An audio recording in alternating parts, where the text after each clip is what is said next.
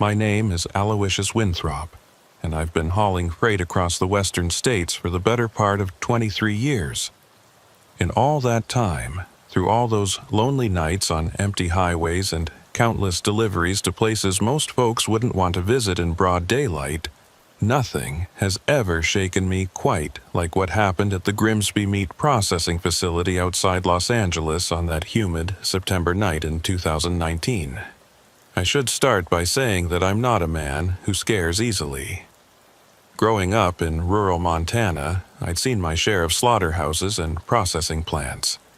The sight of blood never bothered me, and the smell of raw meat was just part of the job when you're hauling refrigerated trailers across California.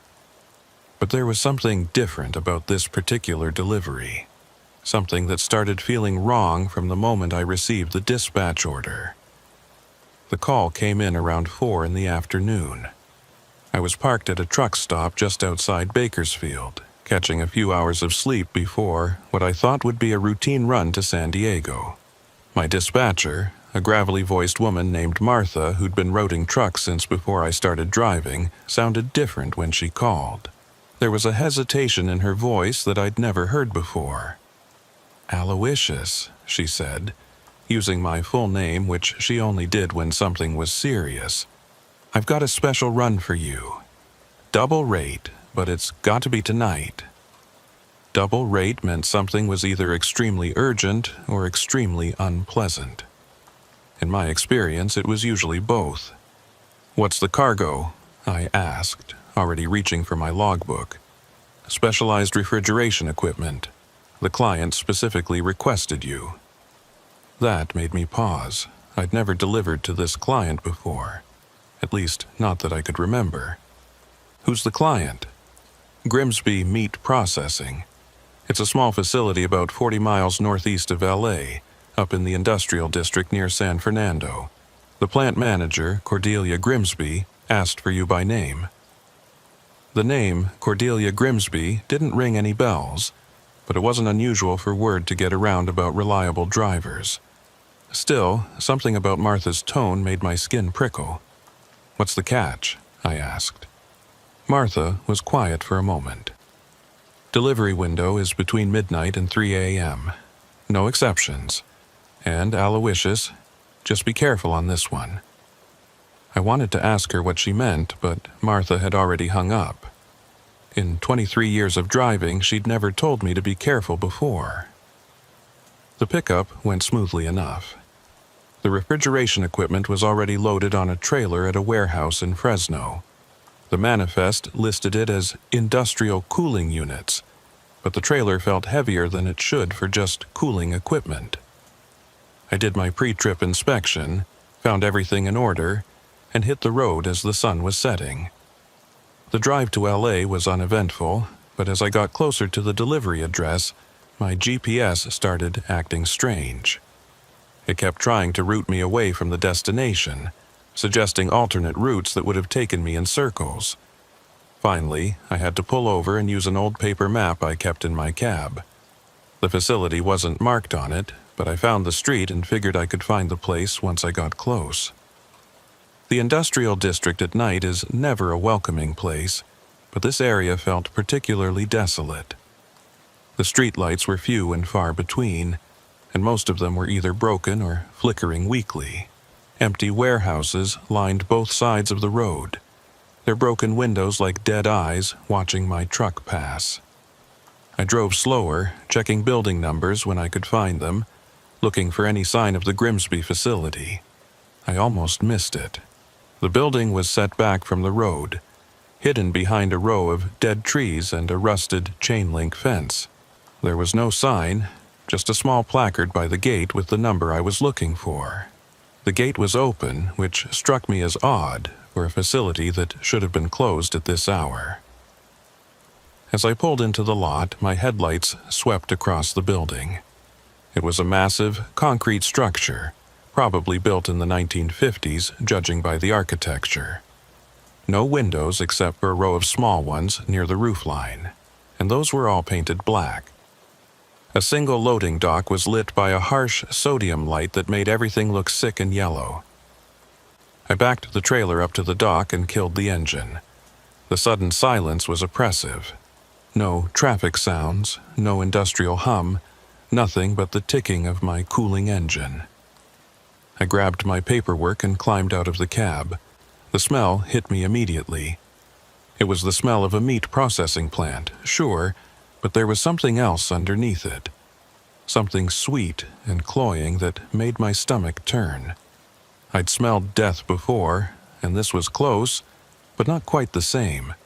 It was like meat that had been left out too long but hadn't quite started to rot yet. I walked up the concrete steps to the loading dock door and pressed the buzzer. For a long moment, nothing happened. I was about to press it again when I heard footsteps approaching from inside. Heavy, shuffling steps that seemed to take forever to reach the door. The door opened, and I got my first look at Barnabas Clutch. He was a massive man, easily 6.5 feet tall and built like a refrigerator. His face was pale and doughy, with small deep-set eyes that didn't seem to blink often enough. He wore a stained white butcher's apron over coveralls that might have been blue once but were now a brownish-gray color.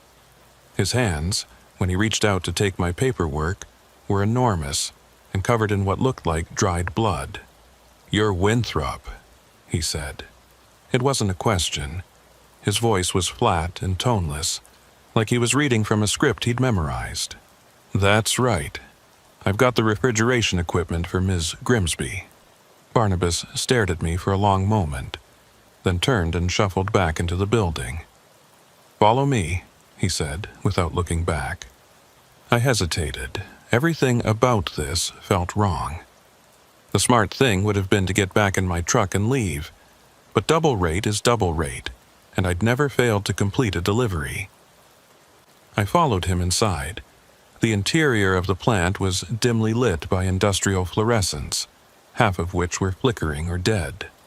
The walls were covered in white tile that might have been clean once, but was now stained with rust and what I hoped was just old blood. The smell was stronger inside, mixed with industrial disinfectant that only made it worse. Barnabas led me down a long corridor lined with metal doors. Each door had a small window, but they were all fogged over or covered from the inside. As we walked, I could hear sounds from behind some of the doors.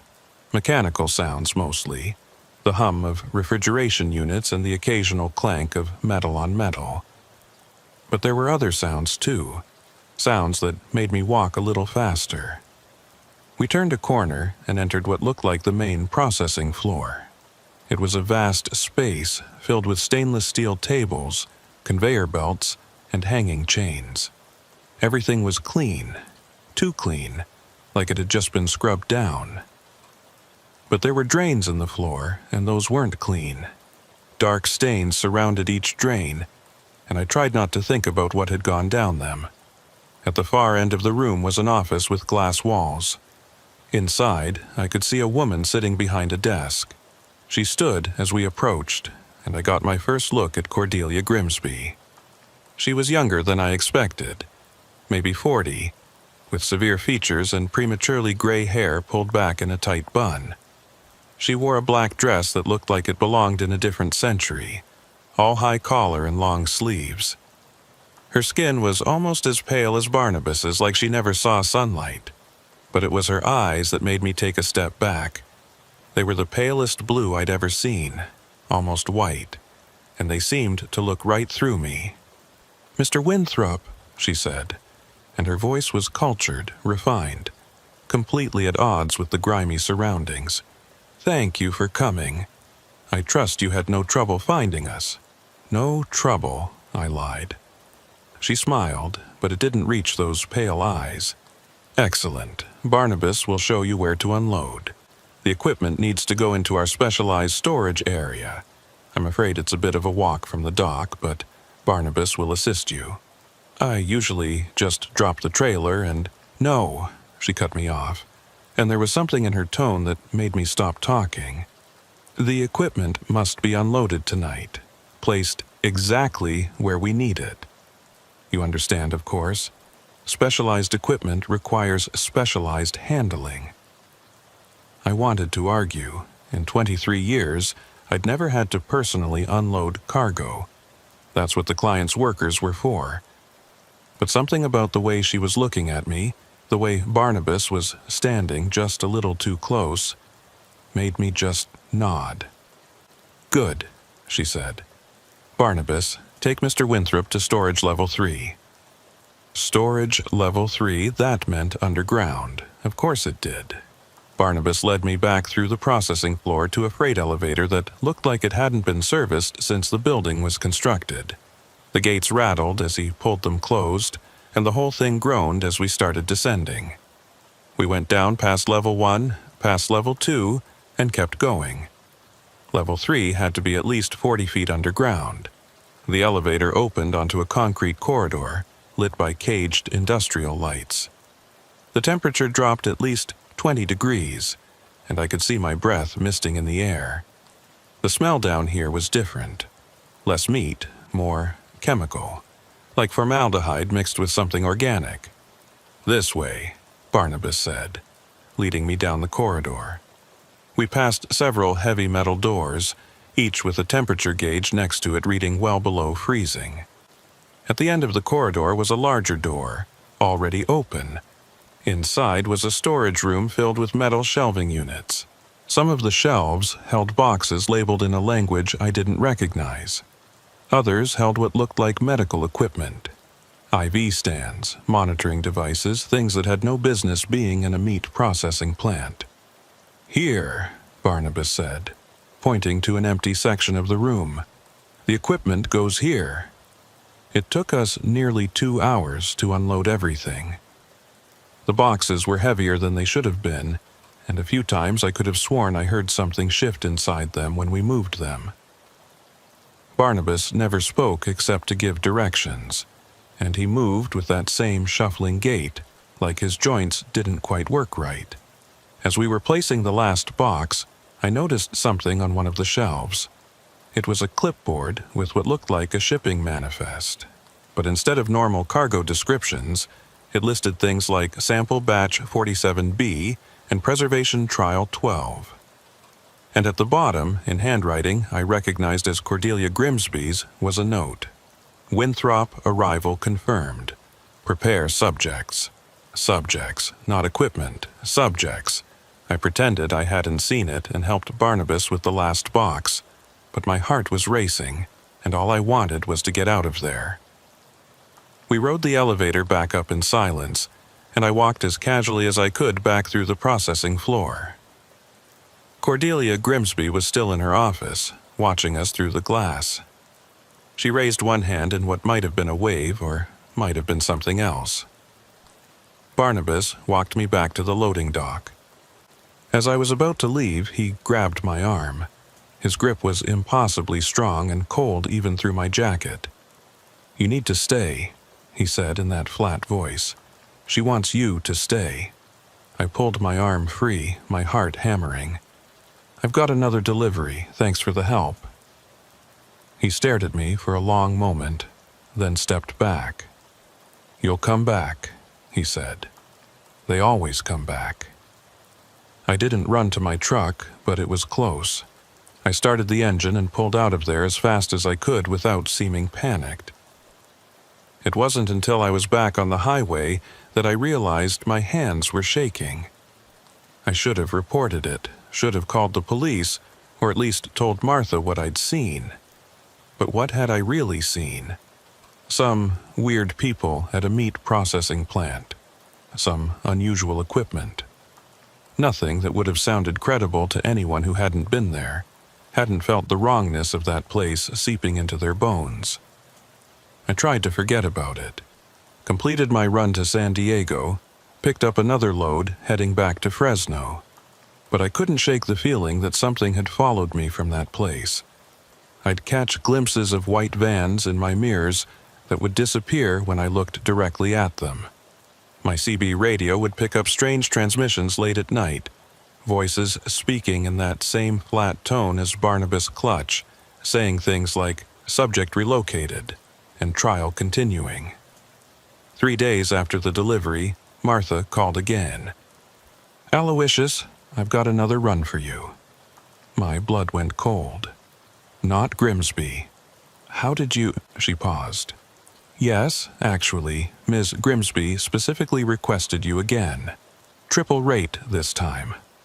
Triple rate. That was unheard of. "Martha, something's not right about that place." "I know," she said quietly, "but they're offering enough to keep the company afloat for 6 months. And they said it has to be you. What happens if I say no?" Martha was quiet for a long time.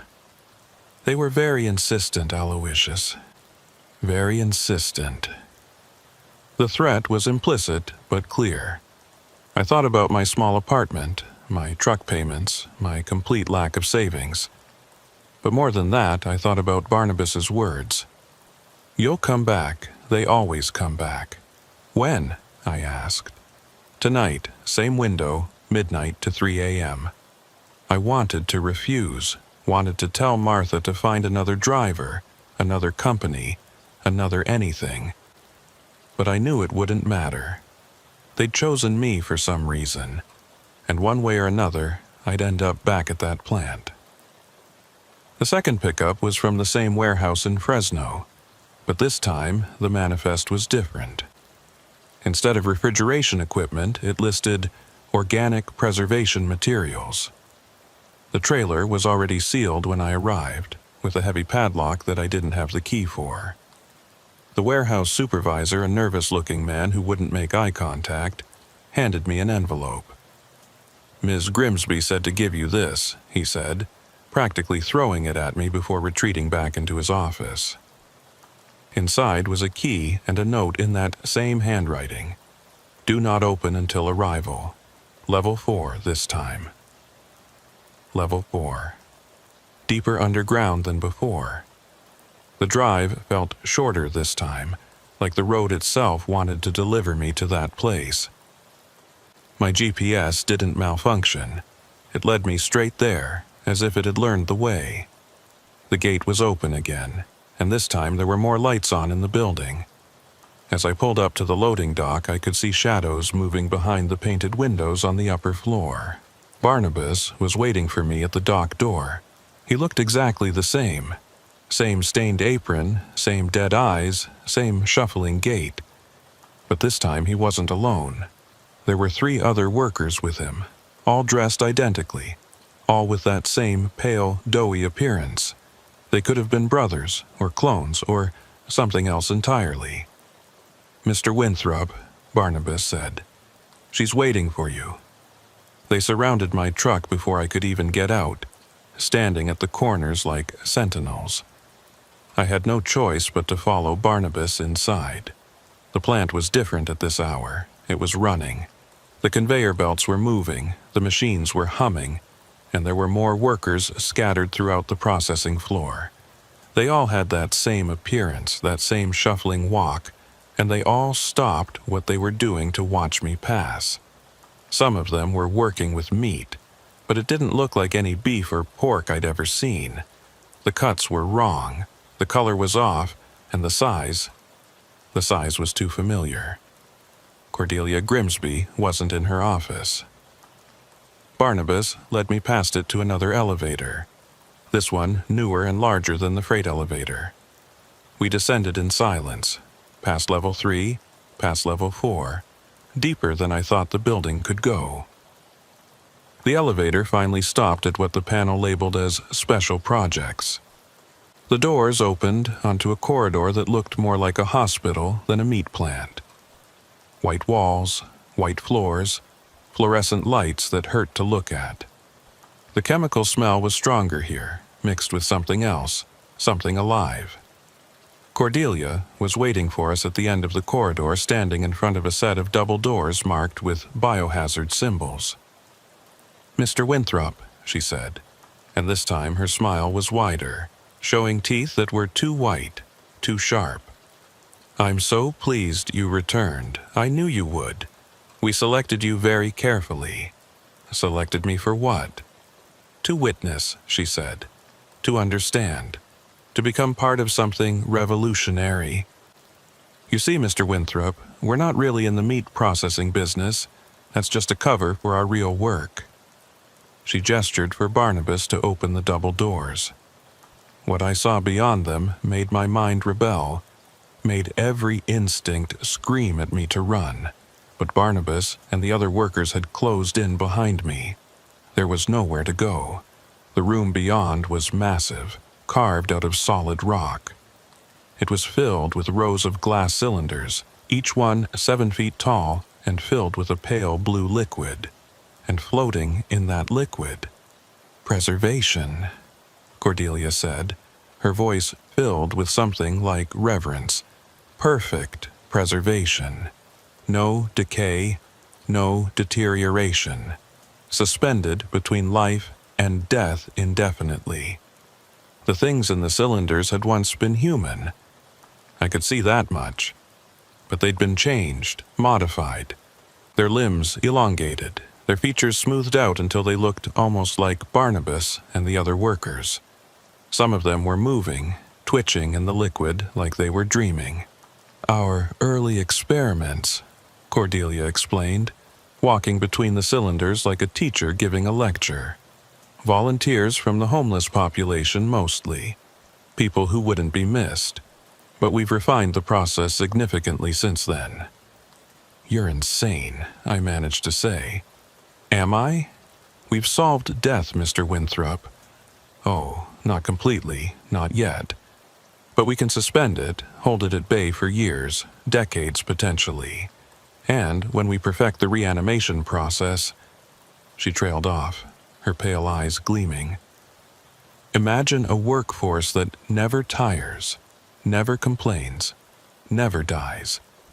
Imagine soldiers who can be stored like equipment and awakened when needed. Imagine the possibilities. That's what Barnabas is, isn't it? One of your experiments. She laughed, a sound like breaking glass. Oh no, Mr. Winthrop. Barnabas is something else entirely. Barnabas is what happens when the process goes perfectly. Show him, Barnabas. Barnabas stepped forward and began unbuttoning his coveralls. The skin underneath wasn't skin at all. It was a patchwork of different flesh tones, sewn together with precise surgical stitches. His chest opened along a seam I hadn't noticed, revealing not organs but machinery, pumps and tubes and things I couldn't identify, all working to keep the dead flesh animated. We can rebuild them, Cordelia said proudly. Improve them. Make them better than they ever were in life. Barnabas has been operational for 3 years now. Our greatest success. I backed toward the door, but the other workers blocked my path. They were all watching me with those dead eyes, waiting for orders. Now, Cordelia continued, about your cargo. We've had a breakthrough, you see. A new preservation fluid that doesn't require refrigeration. The materials you've been transporting are the key ingredients. Very rare, very expensive, very illegal.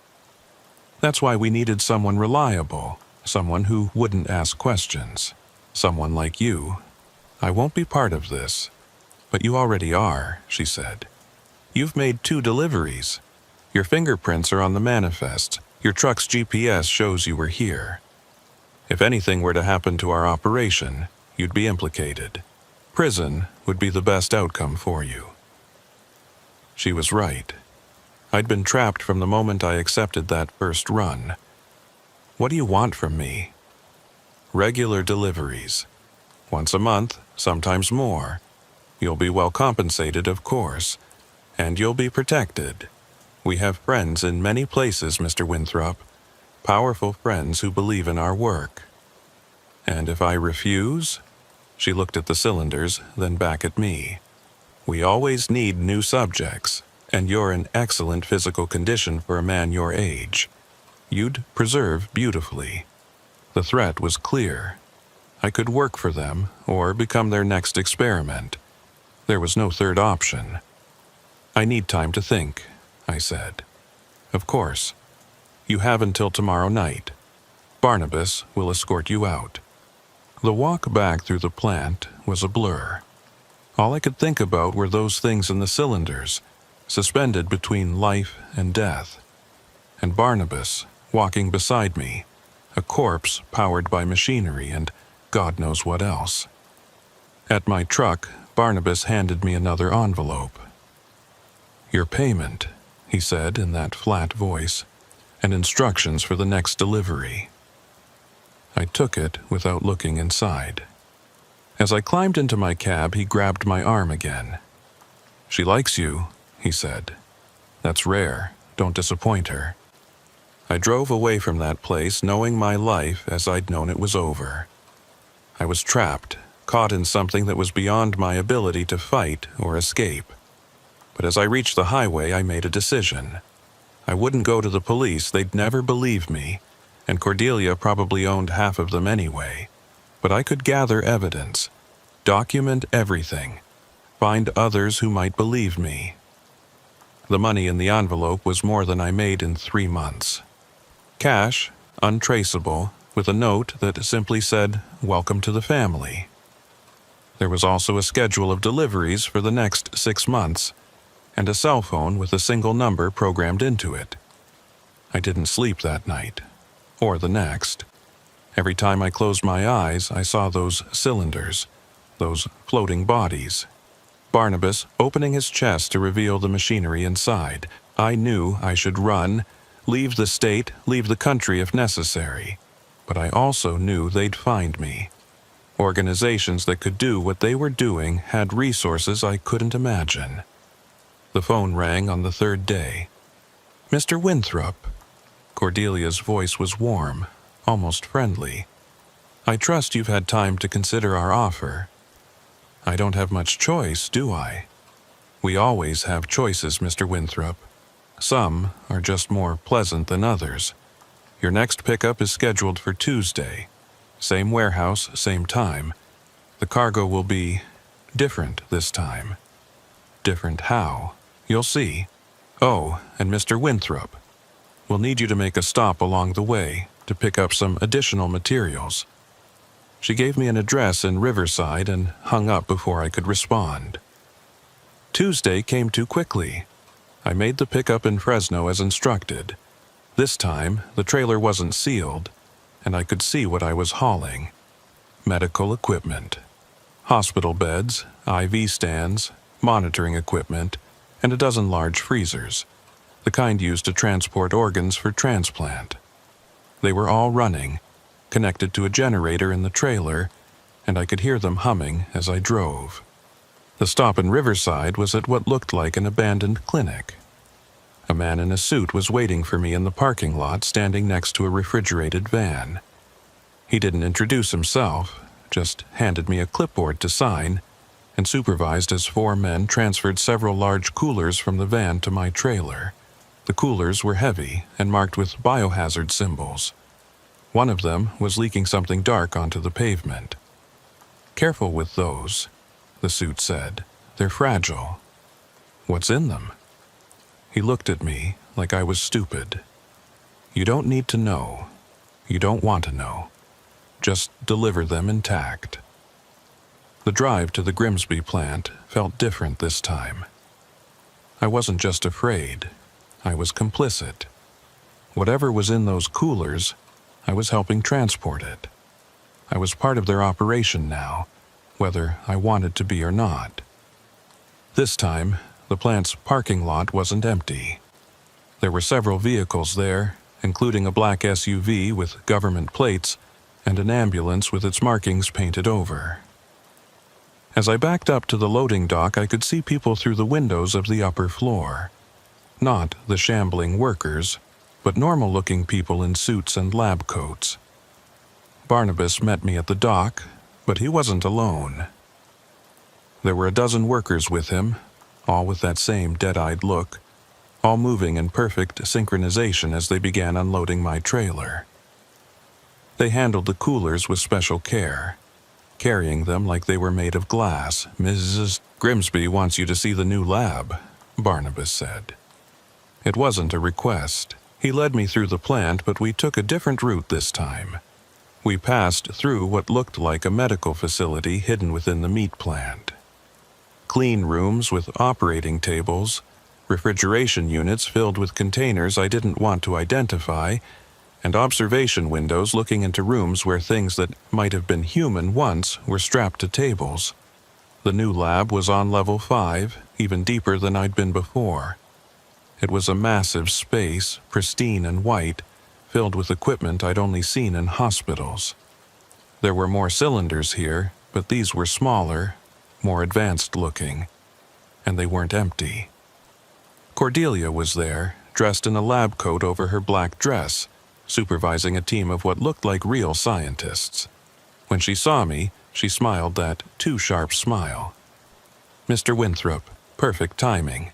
We're about to begin a new phase of testing." They wheeled in a gurney.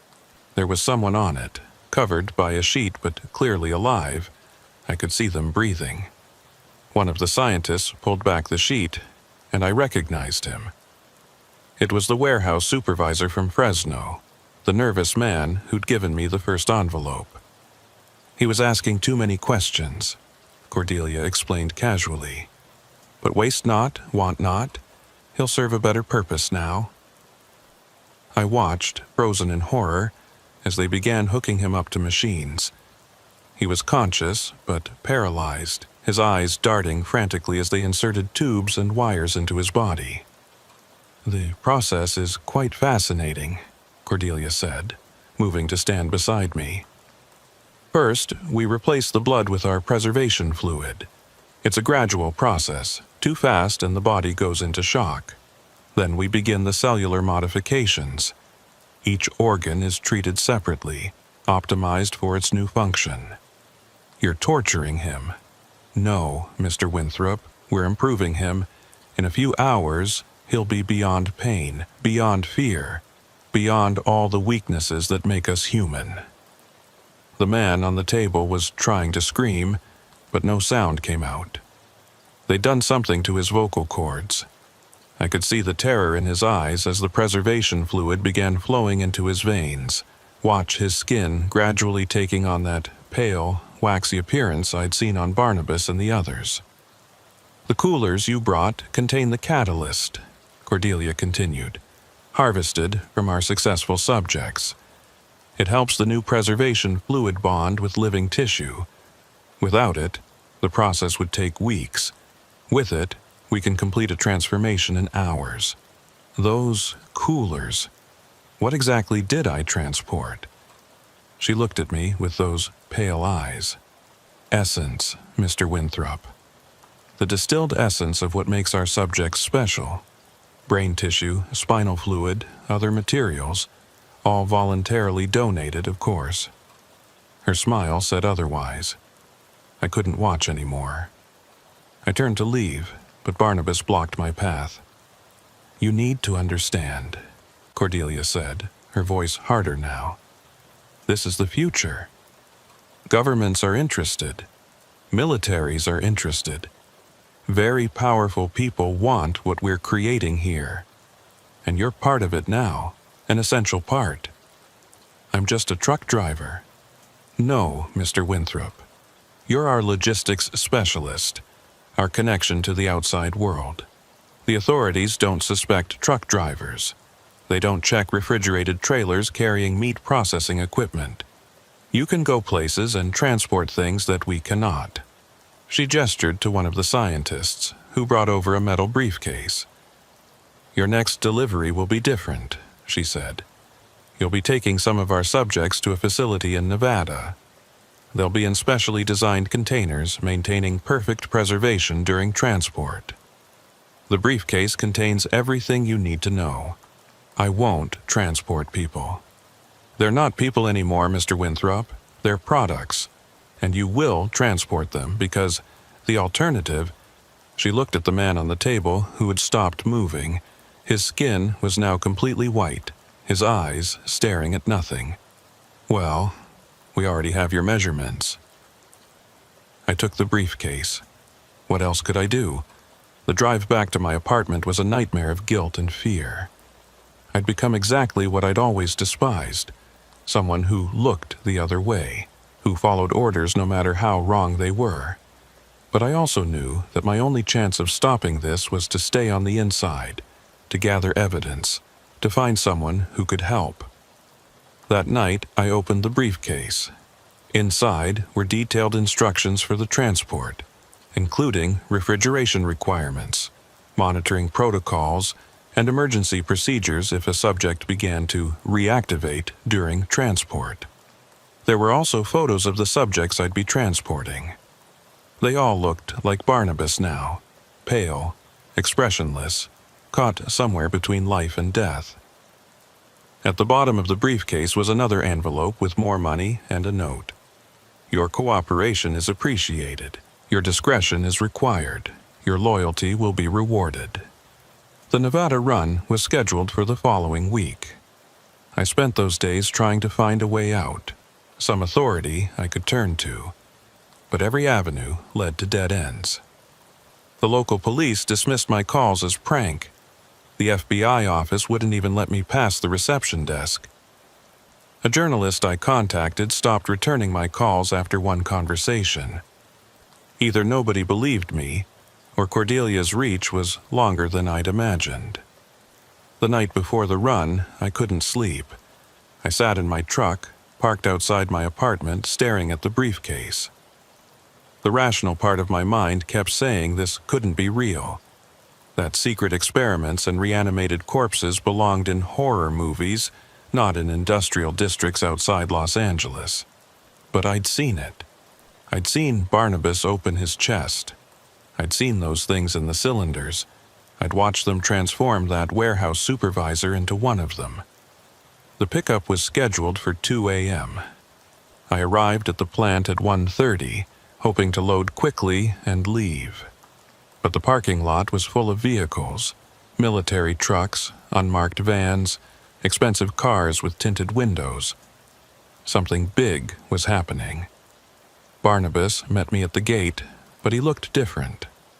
His movements were smoother, more natural, and his face had been modified. The features were more refined, more human-looking.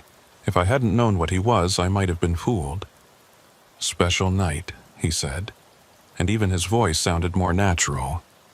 "Important visitors. You'll need to wait." He led me not to the loading dock but to the main entrance. Inside, the plant had been transformed. The processing floor had been cleared and cleaned, turned into something like an exhibition hall. There were displays showing the evolution of their work, cylinders containing subjects at various stages of transformation, and video screens showing what looked like military applications for their products. There were at least 50 people there, all in expensive suits or military uniforms. They walked among the displays like they were at a trade show, discussing the subjects like they were comparing cars or weapons systems. I recognized one of them, a senator from California whose face was always on the news. He was examining one of the cylinders with what looked like professional interest. Cordelia appeared at my elbow, dressed in an elegant black gown that made her look like something out of a Victorian funeral. "Mr. Winthrop, so glad you could join us. This is our quarterly demonstration for potential investors and clients. Would you like to see our latest achievement?" She didn't wait for an answer, just guided me to a raised platform at the center of the room. On it was a single cylinder, larger than the others, containing something that made my blood freeze. It was a child, or had been a child, maybe 10 years old, suspended in that blue fluid, but modified in ways that made my stomach turn. Its limbs had been elongated, its features smoothed and made uniform like the others, but there was something else. Its eyes were open, tracking the movement of people around the cylinder. It was aware. "Our youngest subject to date," Cordelia announced to the gathered crowd. "Proof that the process works regardless of age. Imagine the applications. Children who never grow old, never get sick, never die. Perfect preservation of youth itself." The crowd murmured appreciatively. Some even applauded. I wanted to scream, to smash the cylinder, to do something, anything. But I just stood there, paralyzed by horror and the knowledge that I was surrounded by people who saw nothing wrong with this. "The transport tonight will include this subject," Cordelia whispered to me. "Our Nevada facility specializes in pediatric applications. They're very excited to receive it." "I won't do it," I said, finding my voice at last. "I won't transport a child." She looked at me with those pale eyes, and for the first time, I saw genuine surprise there. "Mr. Winthrop, it's not a child anymore. It's a successful experiment, a product, and you will transport it, because if you don't—" She gestured to someone in the crowd. A man approached us. He was ordinary looking, middle-aged, wearing a simple suit. But when he smiled, I recognized something in his expression. He had the same look as Cordelia, that same wrongness behind his eyes. "This is Mr. Smith," Cordelia said. "He handles our personnel issues. Mr. Smith, Mr. Winthrop is having second thoughts about his employment." Smith studied me like I was a specimen. "That's unfortunate. Mr. Winthrop, do you have any family, anyone who would miss you if you disappeared?" The threat was clear. But something in me snapped. 23 years of keeping my head down, of just doing my job, of not asking questions. It all fell away. "No," I said. "No family, no one who'd miss me. But that doesn't mean I'll help you anymore." Smith's smile widened. "Everyone has someone, Mr. Winthrop. That nice dispatcher of yours, Martha, your drinking buddy, Carl, at the truck stop in Bakersfield. The waitress, Susan, who always saves you a piece of pie at that diner in Fresno. Should I continue?" They'd been watching me, learning about everyone in my life, however peripheral. The message was clear. Refuse, and it wouldn't just be me who paid the price. "The shipment will be ready in an hour," Cordelia said, dismissing me. "Barnabas will help you load." I spent that hour walking through the displays, forcing myself to look at what they'd done. There were charts showing success rates, graphs of preservation times, even a cost-benefit analysis of traditional employees versus their modified workforce. It was all so clinical, so businesslike. They'd industrialized horror. Finally, mercifully, it was time to load. The subjects were in specialized containers that looked like oversized coffins, each one temperature-controlled and monitored. There were 6 of them, including the child. Barnabas and his fellow workers loaded them with mechanical precision while I stood by my truck, trying not to think about what was inside those containers. As they loaded the last one, I heard something, a tapping from inside one of the containers. Rhythmic, deliberate, Morse code. I'd learned it in the Army years ago, and while I was rusty, I could make out the pattern. HELP. One of them was still conscious, still aware, still human enough to ask for help. I looked at Barnabas, but his face showed no reaction. Either he hadn't heard it or didn't care. The tapping continued as they secured the container in my trailer. HELP, over and over. "Drive carefully," Barnabas said as they closed the trailer doors. "The road to Nevada can be treacherous at night." I climbed into my cab, started the engine, and pulled out of that hellish place. The tapping continued, transmitted through the trailer into the cab. HELP, HELP, HELP. I made it about 10 miles before I pulled over. I couldn't do it.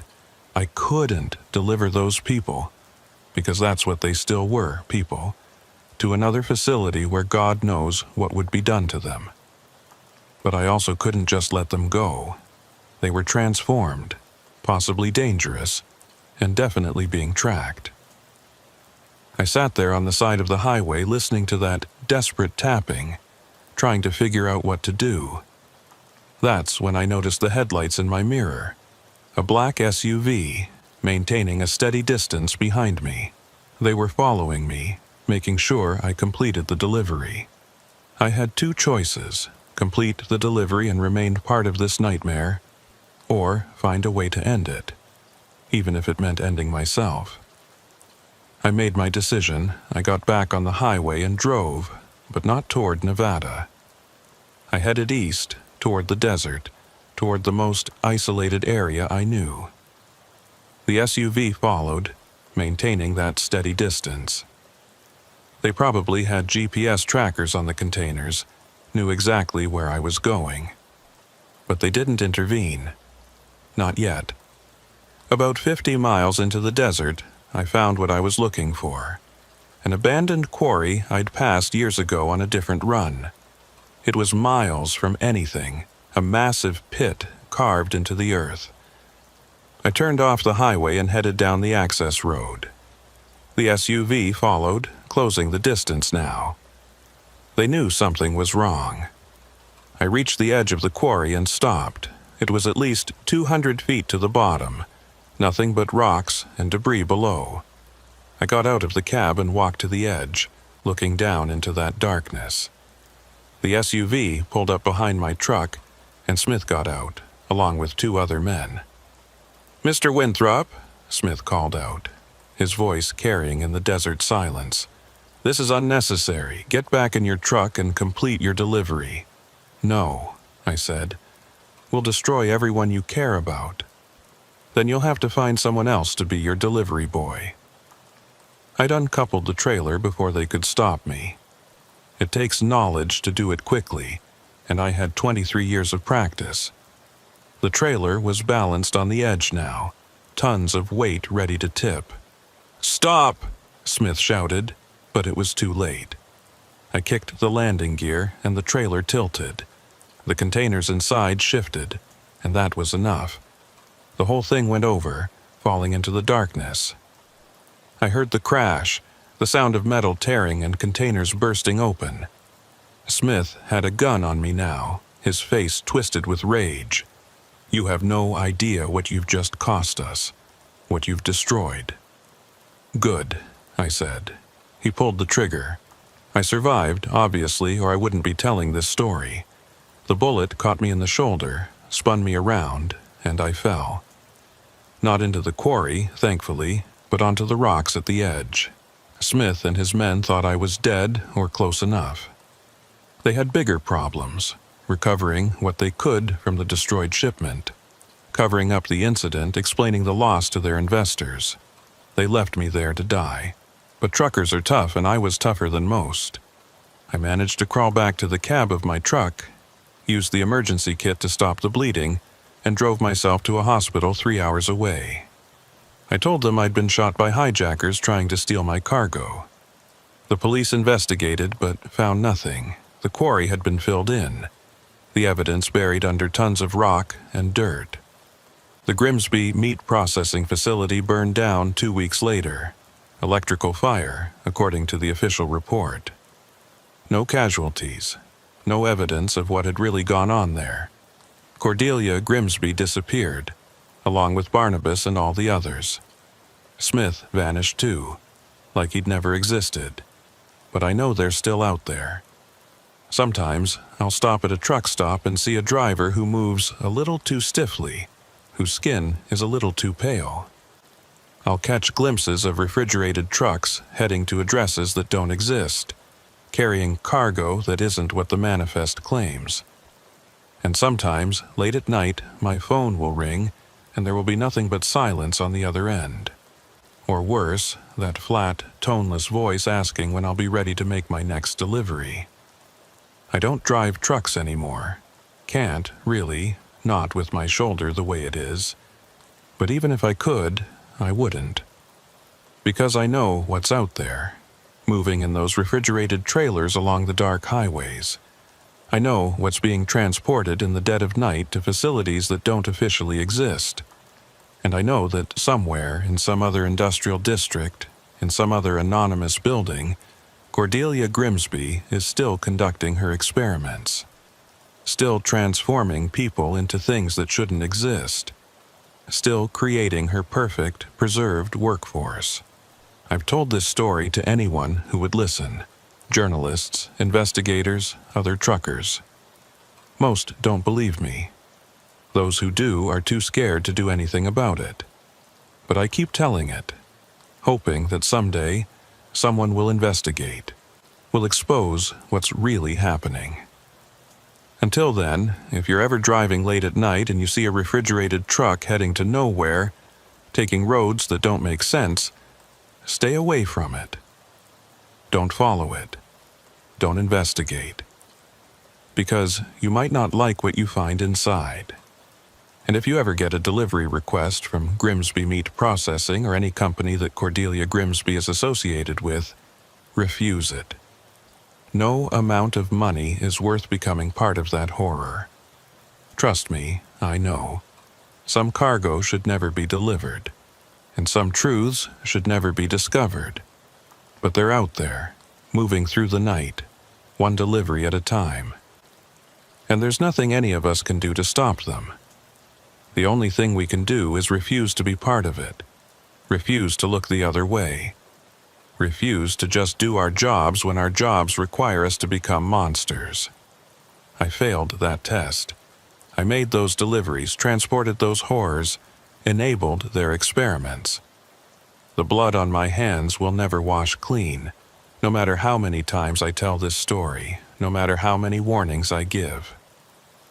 All I can do now is hope that others will be stronger than I was, that when faced with that choice, comply or resist, they'll choose resistance no matter the cost, because the cost of compliance is your soul.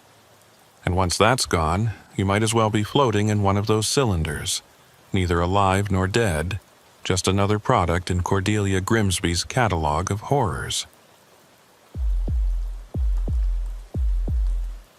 My name is Thaddeus Pickford, and I've been hauling containers out of the Port of Los Angeles for 17 years. In all that time, through thousands of pickups and deliveries, I thought I'd seen everything the docks had to offer. The occasional smuggling attempt, containers with false walls, shipments that didn't match their manifests, it was all part of the game. But what happened on that foggy October night in 2018 changed everything I thought I knew about the cargo moving through America's busiest port. I should start by explaining how the port works for those who've never been there. The Port of LA is massive, 7,500 acres of terminals, warehouses, and rail yards. During the day, it's organized chaos with thousands of trucks moving in and out, cranes working non-stop, and ships being loaded and unloaded around the clock. At night, though, it becomes a different place. The fog rolls in from the Pacific, turning the towering crane lights into ghostly halos. The stacks of containers become maze-like corridors where sound echoes strangely and you can get lost even with GPS. I actually preferred working nights. Less traffic, better pay, and most importantly, less bureaucracy. The night shift supervisors knew their drivers and trusted us to get the job done without constant oversight. That trust would prove to be a problem on this particular night. The call came in around 9 p.m. from my dispatcher, Hank. I was already at the port, having just dropped off an empty container at Terminal Island. "Thaddeus, I've got a priority pickup for you," Hank said, his voice crackling through the CB. "Container ZGLU 8974432. It's at Pier 47, Stack C, Row 15. I wrote down the number. "What's the cargo?" Manifest says industrial equipment bound for a warehouse in Vernon. The client's paying triple rate for immediate delivery. Triple rate was unusual but not unheard of, especially for time-sensitive cargo. Why the rush? Customs holdup.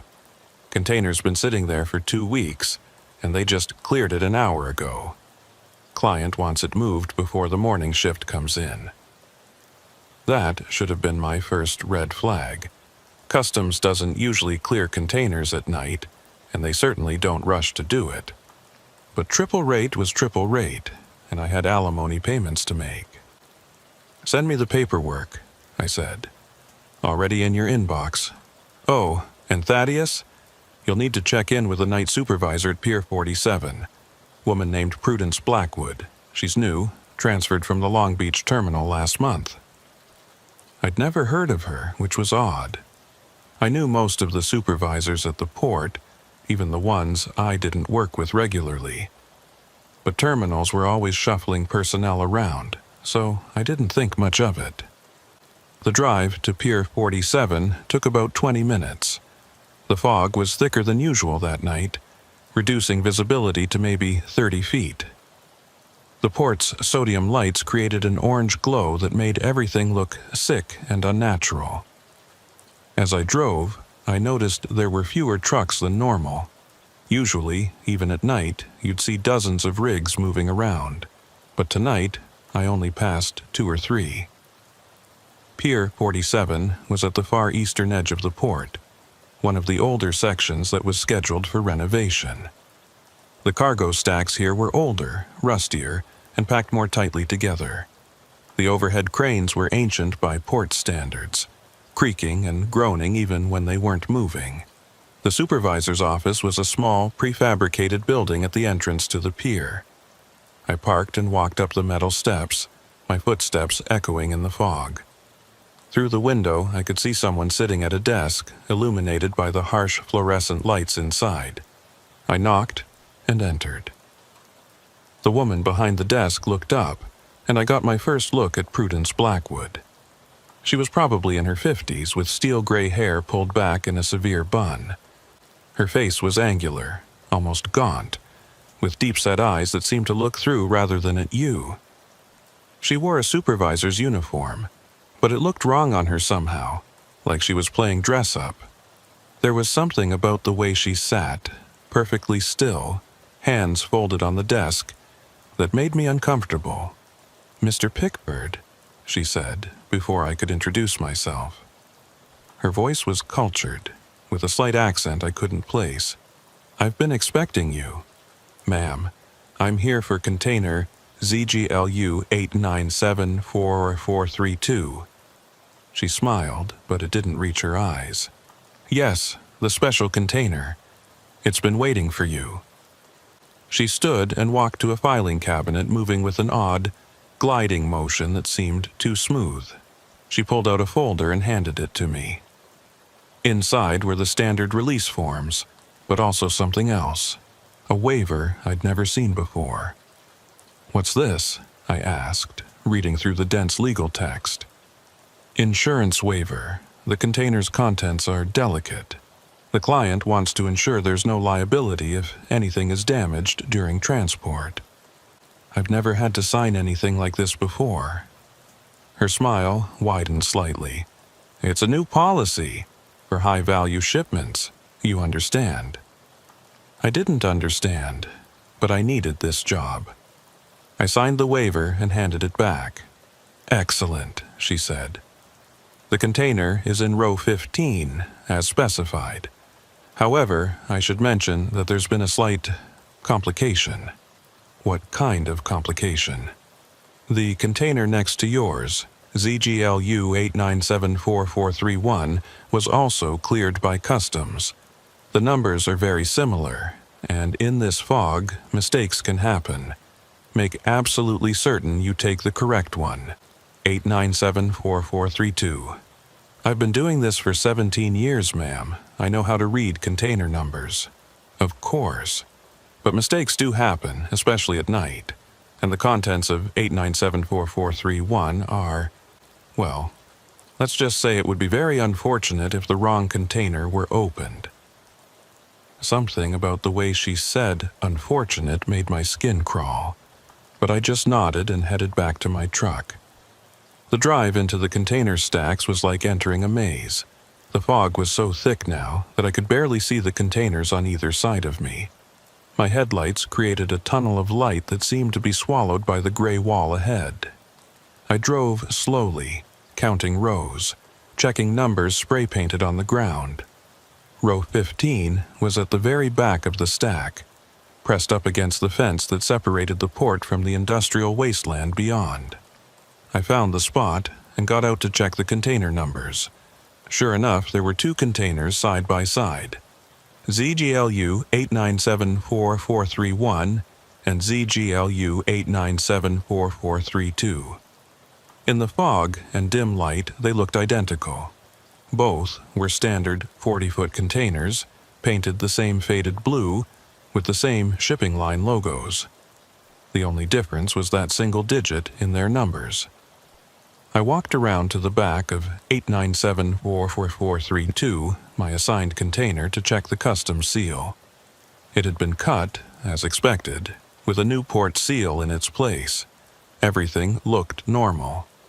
But as I was walking back to my truck to position it for pickup, I heard something. It was faint, barely audible over the distant sounds of the port, but it sounded like scratching, coming from inside one of the containers. I stopped and listened. There it was again, a rhythmic scratching, like metal on metal. I walked closer to the containers, trying to determine which one the sound was coming from. As I got closer to 8974431, the wrong container, the scratching got louder. Then it stopped abruptly, as if whatever was making the noise had heard me approach. I stood there in the fog, my heart beating faster than it should have been. Containers sometimes made noise, shifting cargo, temperature changes causing metal to expand and contract. But this had sounded deliberate, purposeful. I shook my head and went back to my truck. I had a job to do, and whatever was in 8974431 wasn't my problem. I maneuvered my rig into position and began the process of loading 8974432 onto my chassis. The port's ancient crane groaned as it lifted the container, and I guided it into place with practiced ease. As I was securing the container to my trailer, I noticed something odd. There were scratch marks on the side of 8974431, the container I wasn't supposed to take.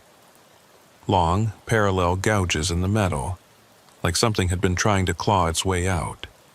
They looked fresh, the exposed metal still bright against the faded paint. I finished securing my container and climbed back into my cab, eager to get away from this place. As I started to pull away, my headlights swept across 8974431 one more time. For just a moment, I could have sworn I saw the container door bulge outward, like something inside had thrown itself against it. I drove out of the stacks faster than was safe, my hands gripping the wheel tightly. At the supervisor's office, I was supposed to check out with Prudence Blackwood, but the lights were off and the door was locked. I'd never known a supervisor to leave their post during a shift, but I wasn't about to go looking for her. I drove through the gate and onto the street, heading for Vernon. The warehouse district in Vernon is only about 15 miles from the port, but that night it felt like 100. The fog followed me inland, unusual for October, and my container seemed heavier than it should have been. I could feel it pulling at my truck on turns, shifting in ways that didn't make sense for secured industrial equipment. About halfway to Vernon, I heard the scratching again. This time, it was definitely coming from my container. I turned off the radio and listened. Scratch, scratch, scratch, pause, scratch, scratch, scratch. It had a rhythm to it, almost like Morse code. I pulled over at a truck stop to investigate. I grabbed my flashlight and walked back to the container. The scratching was louder now, coming from inside. I checked the manifest again, industrial equipment. Maybe something had come loose during transport. I climbed up on the chassis to check the container doors.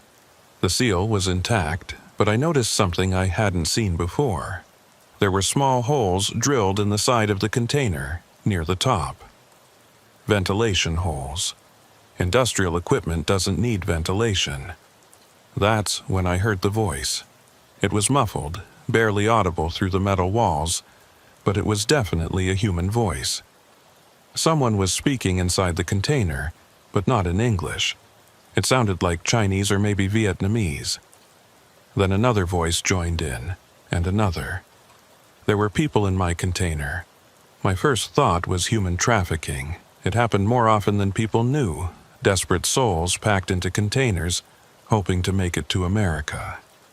But this didn't feel right. The voices didn't sound desperate or frightened. They sounded wrong. Monotone, repetitive, like they were chanting. I climbed down and got back in my truck. I should have called the police right then, but something held me back. Maybe it was the waiver I'd signed. Maybe it was Prudence Blackwood's warning about taking the wrong container. Or maybe it was just fear. But I kept driving. The warehouse in Vernon was in an industrial complex that looked abandoned. No lights except for a single security lamp over a roll-up door. The address matched my paperwork, but there were no signs, no company names, nothing to indicate what kind of business operated here. I pulled up to the loading dock and honked my horn. For a long moment, nothing happened. Then the roll-up door began to rise, revealing a dark interior. A man stepped out into the light, and I immediately wished I'd never taken this job. He was tall and thin, wearing a black suit that looked expensive but old-fashioned, like something from the 1950s. His face was pale and angular, with features that seemed slightly off, like they'd been arranged by someone who'd never seen a human face before. But it was his eyes that made me grip the steering wheel tighter. They were completely black, no whites, no iris, just black orbs that reflected the security light like oil. "Mr. Pickford," he said, and his voice was cultured like Prudence Blackwood's, with that same unplaceable accent. "You're late." I checked my watch. I was actually 15 minutes early. "Traffic," I lied. He smiled, revealing teeth that were too white and too sharp. "No matter. You have our container? ZGLU 8974432 as requested." "Excellent. Please back into the warehouse. We'll handle the unloading." I started to back up, but then stopped. "I'll need to see some ID. Company policy." His smile faded. "That won't be necessary." "Actually, it is. I can't release the container without proper identification." He reached into his jacket, and for a moment I thought he was going for a weapon, but he pulled out a wallet and showed me a driver's license. The name read John Smith, which was obviously fake, but the photo was what caught my attention. It was him, but different. The features were human, normal. It was like looking at two different people at once, the photo showing what he should look like, while my eyes saw something else. "Satisfied?" he asked. I nodded and continued backing into the warehouse. Inside, I could see more people, all dressed similarly, all with that same wrong appearance. They stood perfectly still, watching my truck with those black eyes.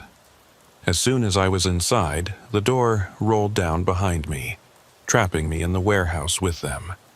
My heart was pounding now, every instinct screaming at me to get out of there. But there was nowhere to go. "Release the container," John Smith said.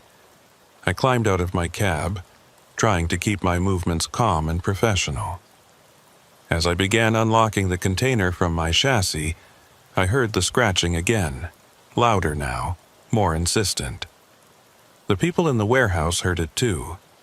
They began moving closer, surrounding the container, their movements synchronized like they were all controlled by the same puppeteer. "What's in there?" I asked, though I wasn't sure I wanted to know. "The future," John Smith said. "The next phase of human evolution, or perhaps devolution, depending on your perspective." The container was free now, sitting on its own legs in the warehouse. The scratching had become pounding, something inside desperate to get out, or maybe desperate to stay in. "Open it," Smith commanded.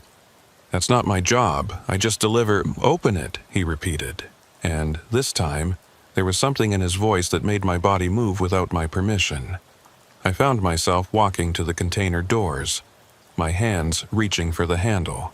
"Wait," I said, fighting against whatever compulsion was making me move. "This is the wrong container." Smith's head snapped toward me, those black eyes narrowing. What?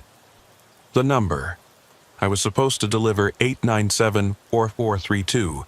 This is 897-4431. I looked at the container number and my blood went cold. It was 897-4431. The wrong container. The one with the scratch marks. The one Prudence Blackwood had warned me about. "You fool," Smith hissed. "Do you have any idea what you've done?" Before I could answer, the container doors exploded outward. What came out of that container still haunts my dreams, even after all this time. They were human, or had been once. But something had been done to them. Something that had twisted them into things that shouldn't exist.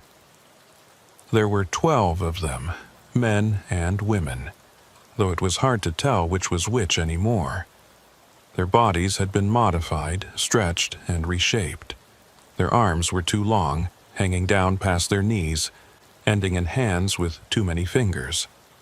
Their faces were the worst part, features rearranged like a child's drawing, eyes where they shouldn't be, mouths that opened sideways, noses that were just holes in their flesh. But it was the way they moved that made my mind rebel. They didn't walk. They scuttled, using their elongated arms like extra legs, moving with a horrible spider-like grace. And they were fast, faster than anything human should be. The first one out of the container went straight for John Smith. It happened so quickly I barely saw it. One moment, Smith was standing there. The next, he was on the ground with one of those things on top of him. Smith screamed, but it wasn't a human scream. It was a sound like metal tearing, like a machine dying. The other people in the warehouse, the ones who looked like Smith, didn't run. They formed a circle and began chanting in that language I'd heard earlier. Their voices rose in unison, and the air in the warehouse began to change. It got thick, heavy, like the pressure before a storm. The things from the container reacted to the chanting. Some of them stopped their attack, writhing on the floor like they were in pain, but others seemed to become even more aggressive, launching themselves at the chanters with inhuman shrieks. I didn't wait to see what would happen next. I ran for my truck, jumping into the cab and starting the engine. But the warehouse door was still closed, and the control panel was on the far side of the building, past the fighting. One of the container things noticed me.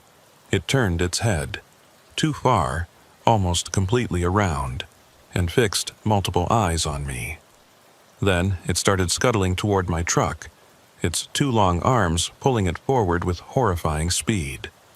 I threw the truck in reverse and gunned it, smashing through the warehouse door. Metal screamed and tore, but I made it through, backing out into the night. In my mirrors I could see the chaos inside the warehouse. Things that used to be human fighting things that pretended to be human, while reality itself seemed to bend around them. I didn't stop. I drove straight out of that industrial complex, my destroyed trailer dragging behind me, sparks flying from the twisted metal. I made it about 3 miles before the engine gave out, damaged from the impact. I coasted to a stop on a dark street and immediately called 911. 911, what's your emergency? There's been an incident at a warehouse in Vernon, I said, my voice shaking. People are hurt, maybe dead. You need to send everyone. I gave them the address and hung up before they could ask questions. Then I called Hank, my dispatcher. Thaddeus, how'd the delivery go? Hank, what the hell did you send me into? What are you talking about? The container, the client, none of it was normal. There were things in that container. People, but not people. Hank was quiet for a moment. Thaddeus, are you drunk? I'm not drunk. Check your records. Who requested this pickup? Who's the client? I heard typing on the other end. That's weird. The record's been deleted. All I have is the container number and your delivery confirmation. I didn't confirm anything. The delivery went bad, Hank, really bad. Where's the container now? At the warehouse, probably. Along with whatever those things were. Things? Thaddeus, you're not making sense. I tried to explain, but I could hear the skepticism in his voice. He thought I'd lost it, maybe had a breakdown. Finally, he told me to go home and sleep it off, that we'd sort it out in the morning. I abandoned my damaged truck and called an Uber.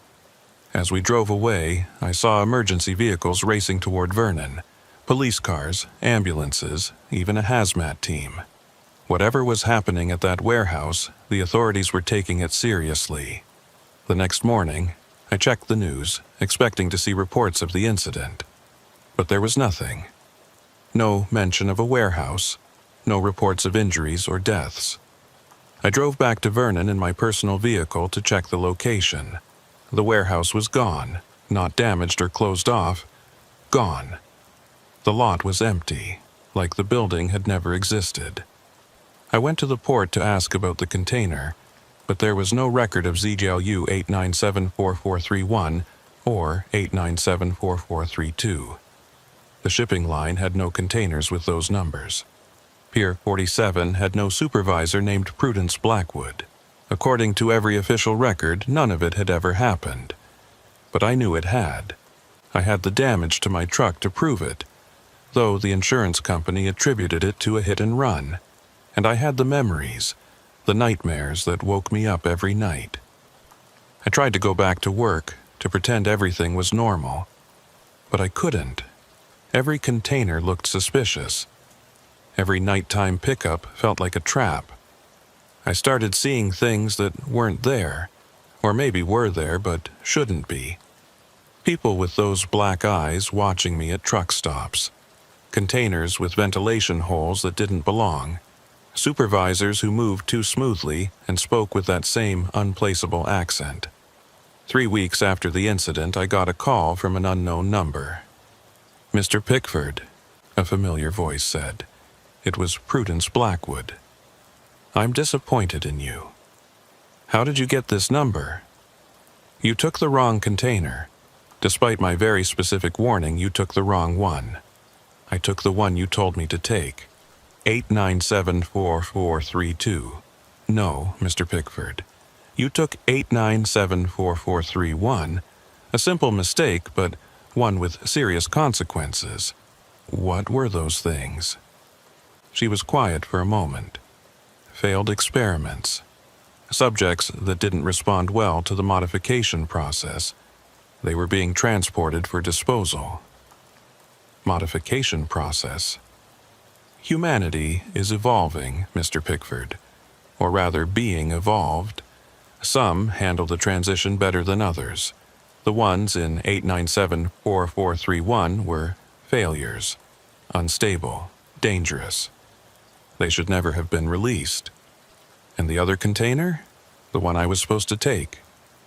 Successful subjects. Stable. Compliant.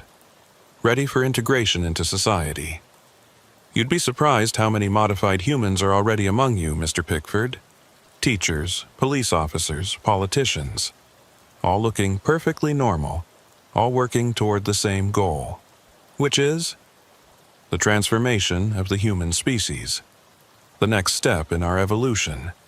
Or, if you prefer, our replacement. My hand was shaking as I held the phone. You're insane. Am I? Look around you, Mr. Pickford. The world is changing. Humans are becoming obsolete. We're simply accelerating the process. I'll go to the authorities. She laughed, a sound like breaking glass. Which authorities? The ones we haven't already converted? They won't believe you, and even if they did, what would you tell them? That you delivered a container full of monsters? That there are fake humans infiltrating society? You'd be institutionalized within a week. She was right, and I knew it. What do you want from me? Nothing anymore. You've served your purpose, albeit incorrectly. But we're patient. We have other drivers, other containers, other ports. The process continues with or without you. Then why call me? To deliver a message. Stop looking for answers. Stop trying to investigate. Live your life, what's left of it, and be grateful we're allowing you that courtesy. Because if you continue to be a problem, we'll have to deal with you. And I promise you won't enjoy our methods." The line went dead. I wanted to ignore her warning, to fight back somehow. But what could I do? I was one truck driver against whatever they were. So I did the only thing I could do. I quit. Walked away from trucking entirely. Moved to a different state. Tried to start over. But they were right about one thing. Once you know what's out there, you can't unknow it. You start seeing the signs everywhere. The people who move just a little too smoothly. The containers that arrive at night with no proper documentation. The warehouses that exist one day and vanish the next. I tried to leave it all behind, I really did. After quitting my job at the port, I moved to Colorado, about as far from the ocean and shipping containers as I could get. I found work at a local delivery company, driving small trucks, handling normal packages for normal people. For about 6 months, I almost convinced myself that what happened in LA had been some kind of breakdown, a stress-induced hallucination. But then I started noticing things in Denver, too. It began with a delivery to a medical research facility on the outskirts of the city. The building was new, all glass and steel, with a name that sounded like random letters strung together. KTCM Biomedical Solutions. As I was unloading packages at their receiving dock, I saw them. 3 containers, the same faded blue as the ones from the port, sitting in their parking lot. No trucks attached, no company markings, just sitting there like they'd been dropped from the sky. I tried to ignore them, but as I was signing the delivery confirmation, I heard it. That same scratching sound from inside one of the containers. The receiving clerk, a young woman with perfectly normal features and perfectly normal smile, noticed me looking. "Specialized equipment," she said, though I hadn't asked. "Very delicate. Very important." Her voice had a slight accent I couldn't place. I got out of there as fast as I could, but the damage was done. I'd been found, or I'd found them, or maybe they were everywhere and I'd just started noticing. Either way, my quiet life in Colorado was over.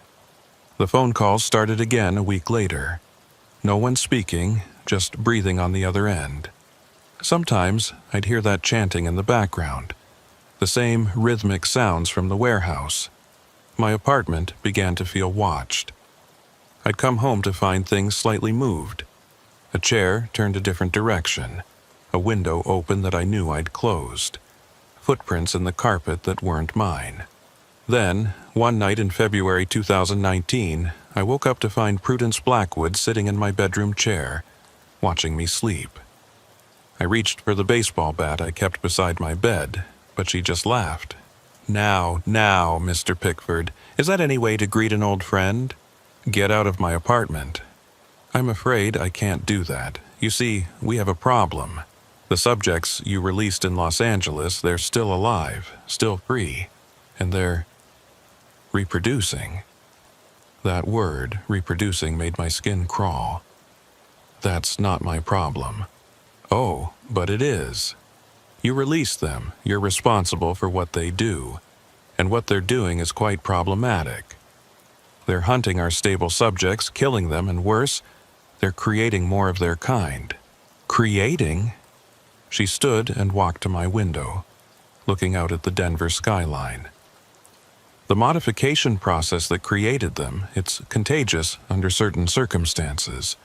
When they feed on normal humans, sometimes the victims don't die. They change, become like them, twisted, unstable, uncontrollable." "You're lying." She turned to face me, and in the moonlight I could see her face clearly for the first time. It was human, but only technically. The features were too symmetrical, too perfect, like a computer's idea of what a human should look like.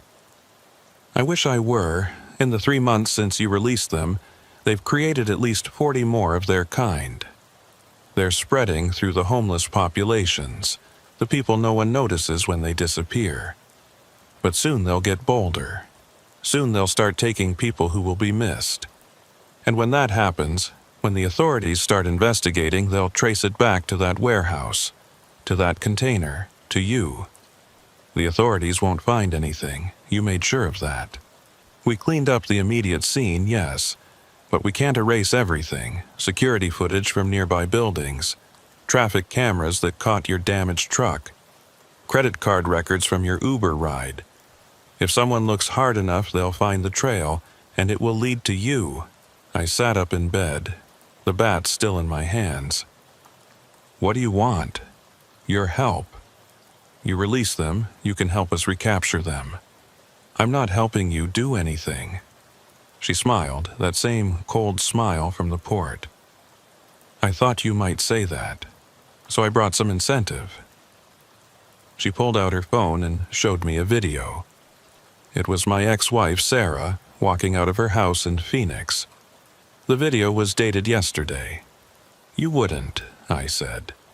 We prefer not to involve innocents, but if you don't help us, we'll have no choice. Sarah will make excellent leverage. Or perhaps raw material for our experiments. The choice is yours. I wanted to kill her right then, but I knew it wouldn't help. There were more of them, many more, and they knew where everyone I cared about lived. What do you need me to do? The escaped subjects have a connection to you. You were the first normal human they saw after their containment. They've been following you, Mr. Pickford. Even here in Denver. They're drawn to you, though we don't fully understand why. Following me? Oh yes, they're here in the city, at least 3 of them. They watch you, just as we watch you. But they haven't approached. We think they're waiting for something. Waiting for what? We don't know, but we're going to use that connection. You're going to be bait. She explained the plan. I would go about my normal routine, but with their people watching. When the escaped subjects made contact, I would lead them to a containment site where they could be recaptured. Simple, clean, no civilian casualties. And if I do this, you'll leave me alone? If you do this successfully, we'll ensure you never hear from us again. New identity, new life, somewhere far from all of this. We might even let you forget. Let me forget. We have methods, ways to suppress memories, to make all of this seem like a bad dream. You could go back to being just a truck driver, living a simple life, never knowing what lurks in the shadows. It was tempting, God, it was tempting, to forget all of this, to go back to ignorance. Fine, I said, I'll do it. Prudence stood to leave, then paused at my bedroom door. Oh, and Mr. Pickford, don't try to run. Don't try to warn anyone. We're always watching. Always. She left, but her presence lingered like a bad smell. The next few days were surreal. I went to work, made my deliveries, went home, all while knowing I was being watched by multiple parties. I could feel eyes on me constantly. Sometimes I'd catch glimpses, a figure on a rooftop that shouldn't be there, someone in a car that was always 3 vehicles behind me, shadows moving in alleys when there was no one to cast them. On the 4th night, they made contact. I was walking to my truck after my shift when I heard the scratching. That same rhythmic scratching from the container, coming from the parking garage's lower level. Every instinct told me to run, but I remembered Sarah, remembered the threat. So I walked toward the sound. I found it in the darkest corner of the garage, crouched between 2 cars. One of the escaped subjects, though it had changed since that night in the warehouse. Its elongated arms were even longer now, dragging on the ground. Its rearranged face had sprouted new features, extra eyes that blinked independently, a second mouth that whispered constantly in that unknown language. But when it saw me, it didn't attack. It tilted its head too far, that horrible, too far tilt, and spoke. "Pickford," it said, the word distorted by its malformed mouth but still understandable. "You freed us." I backed against a car, my hand reaching for my phone to signal Prudence's team, but the thing moved faster, one of those long arms shooting out to grab my wrist. Its grip was gentle, though I could feel the strength behind it. "No," it said. Must listen. What do you want?" "They lie," it said, struggling with each word. "Blackwood, Smith, all lie. We were like them, modified, controlled, but went wrong. Became free. Free. Free to think, to choose. They cannot control us. So they destroy us, contain us. But you freed us. I didn't mean to. Doesn't matter. You gave us chance. Now we give you truth." It reached into what was left of its clothing and pulled out a flash drive, pressing it into my hand. Evidence, proof, their plans, their locations, how many they've changed, how many more coming. Coming? Ships, containers, hundreds, thousands, every port, every city. Soon, no more humans, only them, and things like us. The flash drive was small and warm in my hand, like it was alive. "Why are you giving me this?" "Because you have choice. Can stop them, or join them, or run. But must choose. We had no choice. Were made. But you, still human, still free." It released my wrist and backed away, melting into the shadows with that horrible scuttling motion. "Wait," I called out. "What am I supposed to do with this?" But it was gone, and in the distance I could hear vehicles approaching. Prudence's containment team, coming for their prize. I had seconds to decide, give them the flash drive and pretend the encounter went as planned, or keep it and risk everything. I made my choice. I pocketed the flash drive and waited for them to arrive. The containment team swept the garage with military precision, but found nothing. The escaped subject was gone, leaving no trace except the story I told them, that it had approached me but fled when it heard their vehicles. Prudence was furious. "You were supposed to signal us immediately." I tried, it grabbed my phone, threw it away. By the time I retrieved it, the thing was gone. She studied me with those two perfect features, clearly not believing me but unable to prove I was lying. "This is disappointing, Mr. Pickford, very disappointing. Look, I did what you asked. It's not my fault your team was too slow." Her eyes narrowed. "We'll try again. The subjects will return. They always do." But they didn't return. Not the next night or the next week. Prudence's team maintained their surveillance, but the escaped subjects had vanished. Eventually, even Prudence seemed to accept that the opportunity was lost. "We're pulling the surveillance," she told me 2 weeks later. "But remember our agreement. If you see them again, you contact us immediately. And Sarah remains unharmed as long as you cooperate." After they left, I finally looked at the flash drive. I used an old laptop, disconnected from the internet, in case it was trapped somehow. What I found was worse than my worst nightmares. Documents, photos, videos, shipping manifests, personnel files. A vast network spanning the globe, moving modified humans through the shipping industry. The port of Los Angeles was just one node. There were operations in Long Beach, Oakland, Seattle, Houston, Miami, New York, and internationally, Rotterdam, Singapore, Shanghai, dozens of ports, all connected in a web of container ships and secret cargo. The modification process was detailed in scientific papers I couldn't fully understand. Something about DNA manipulation, forced evolution, creating beings that looked human but were fundamentally different, stronger, faster, more obedient, but lacking something essentially human: free will, creativity, the spark that makes us us. There were lists of people who'd already been replaced. Government officials, corporate executives, law enforcement, media personalities.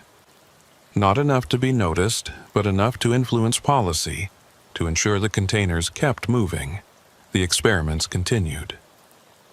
And there were plans for expansion, maps showing infection vectors, how they planned to spread the modification process, not through the unstable subjects like the ones I'd released, but through controlled exposure.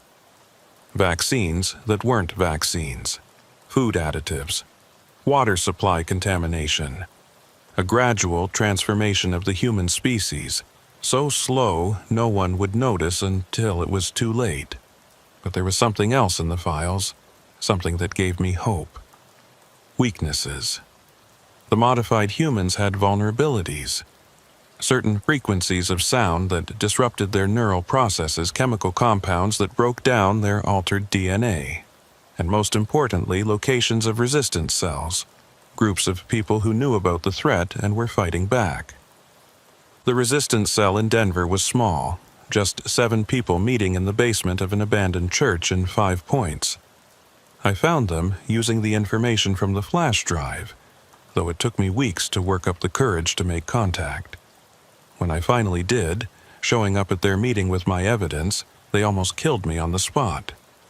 He could be one of them, a woman named Maria said, pointing a modified cattle prod at me that supposedly could detect the altered humans. Could be a trap. I'm not, I said, hands raised. Test me however you want. I'm the truck driver from L.A., the one who released the unstable subjects. That got their attention. Apparently, I was something of a legend in their small community, the man who'd accidentally struck a blow against the enemy by releasing their failed experiments. The leader of the cell was a former biology professor named Dr. Marcus. He'd been studying the modified humans for years, ever since one of his graduate students had disappeared and returned, changed. "The flash drive you brought," he said after reviewing it. "This is the most comprehensive intelligence we've ever received. With this, we might actually be able to do something." Do what? There are thousands of them, maybe more. They control the ports, have people in government. How do we fight that? "We don't fight," Marcus said. "We expose. The one thing they fear is discovery. They operate in shadow, replacing people gradually, quietly. If the world knew what was happening, they'd think we're crazy. I've tried going to authorities. No one believes it. Not if we had proof. Real, undeniable proof. And thanks to you, we might have a way to get it." The plan was insane, but it was better than doing nothing. Using the shipping manifests from the flash drive, we identified a container scheduled to arrive at the port of Denver in 3 days. According to the documents, it contained 20 stable subjects, ready for deployment in the Colorado area. "We intercept it," Marcus explained. "Document everything. Live stream it if we can. Show the world what's really in those containers." "They'll stop us," I said. "They have security, government connections, not at the port of Denver. It's smaller, less monitored, and we have someone on the inside." The inside man was a port security guard named Tommy, whose brother had been one of the modified humans' victims. He could get us access, disable cameras, give us a window to expose the truth. I wanted to say no, to run, to take the memory suppression Prudence had offered and forget everything. But I thought about those things in the containers, human beings twisted into slaves. I thought about the plans for mass conversion, the end of human free will, and I thought about the escaped subjects, the ones who'd gained their freedom and chosen to help me despite what had been done to them. "I'm in," I said. We spent 3 days preparing. Marcus gathered equipment, cameras, streaming devices, chemical weapons he'd developed that could harm the modified humans. Maria trained us in basic combat, though we all knew if it came to violence, we were probably dead. Tommy provided intelligence on security rotations and camera locations. The night of the interception, I was back in my element, driving a truck. We'd rented a semi, identical to the one scheduled to pick up the container. The plan was simple. I'd arrive an hour early before the real driver, load the container, and drive it to a location where we could open it safely and document its contents. Everything went wrong from the start. When I arrived at the port, the container was already being loaded onto another truck. Not the scheduled truck, something else. A black semi with no markings, no license plates, like it had materialized out of the shadows. "That's not right," Tommy said over the radio. "No one else is scheduled for pickup." I watched from a distance as figures in black uniforms supervised the loading. They moved with that too-smooth motion I'd come to recognize. Modified humans, or something else entirely. "They know," Maria said. "Somehow, they know we're here." "Abort," Marcus ordered. "Everyone out now." But it was too late. The black semi was moving, heading not for the exit, but deeper into the port. And other vehicles were arriving, black SUVs converging on our position. "They're hurting us," I realized. "They want us to follow." "It's a trap," Maria said. "Everything's been a trap," I replied, throwing the truck into gear. "But maybe we can spring it on them." I followed the black semi, the others reluctantly following me. It led us to a warehouse at the back of the port, isolated from the main terminals. The building was new, unmarked, surrounded by those same blue containers I'd been seeing everywhere. The black semi disappeared inside through a massive door that closed behind it. We parked outside, watching, waiting. "We should leave," Tommy said. "Call the real cops, the FBI, someone." "With what evidence?" I asked. "A truck entering a warehouse." Before anyone could answer, the warehouse doors opened again. Not just the main door, all of them, revealing the lit interior. And standing there, waiting for us, was Prudence Blackwood. "Mr. Pickford," her voice echoed from speakers mounted on the building. "So predictable. Please, all of you, come inside. The demonstration is about to begin." "Demonstration," Marcus whispered. "The final demonstration," Prudence continued. "You've worked so hard to uncover our plans. The least we can do is show you their fruition."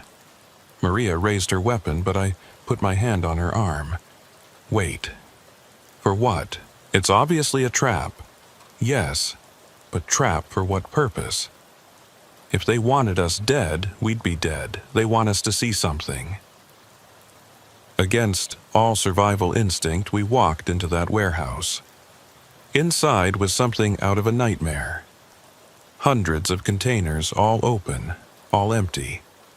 And standing in perfect formation were their former occupants, row upon row of modified humans, all identical, all perfectly still. There had to be at least 1,000 of them. At the center, on a raised platform, stood Prudence Blackwood and John Smith, somehow alive despite what I'd seen in LA, along with others I didn't recognize, all with those same perfect features, those same wrong movements. "Welcome," Prudence said, "to the future of the human race." The modified humans began to move in perfect synchronization, demonstrating their capabilities. Strength, lifting weights that would crush normal humans. Speed, moving faster than the eye could follow. And obedience, responding to verbal commands instantly without hesitation or question. "An army," Marcus breathed. "You're building an army." "Not building," Smith corrected. "Deploying. Tonight, these units will be distributed across the country. By tomorrow, They'll be in positions of power in every major city: police, military, government. The transformation of America begins now. People will notice, I said. You can't replace that many people without someone noticing. Prudence smiled. Can't we? Tell me, Mr. Pickford, how many people really pay attention to the security guard at their building, the night shift worker at their local store, the delivery driver who brings their packages? These are invisible people, and we're making them ours.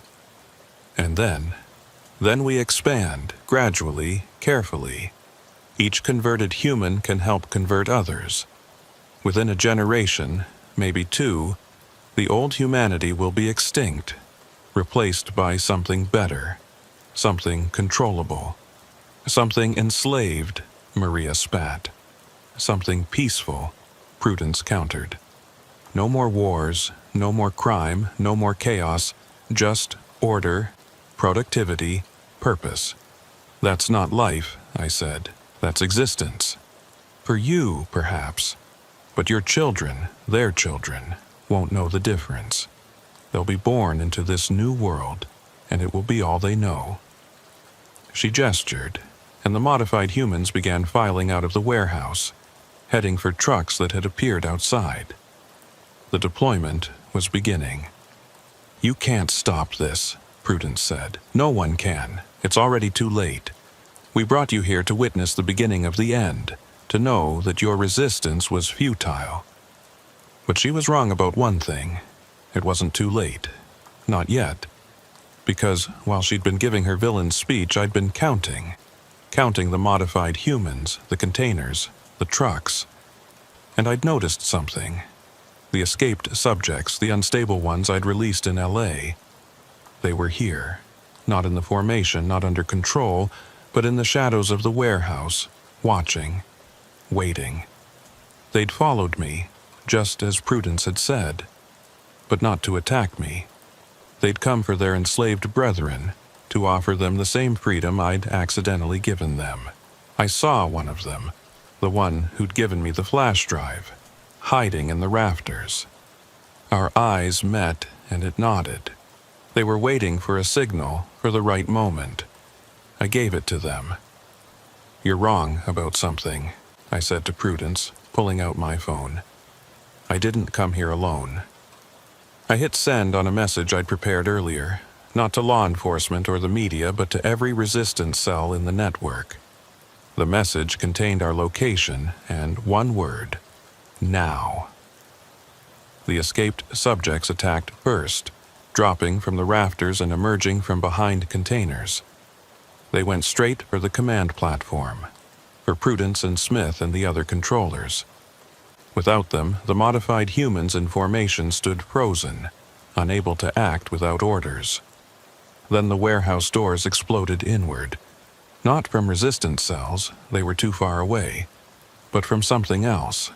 Military vehicles, helicopters, soldiers in full combat gear, but not regular military. Their equipment was different, specialized. Delta Green, Marcus whispered. They're real. I'd seen references to them in the flash drive, a secret government organization that dealt with anomalous threats.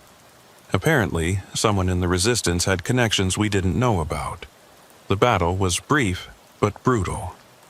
The escaped subjects fought the controllers with savage fury, their twisted forms surprisingly effective against the supposedly superior modified humans.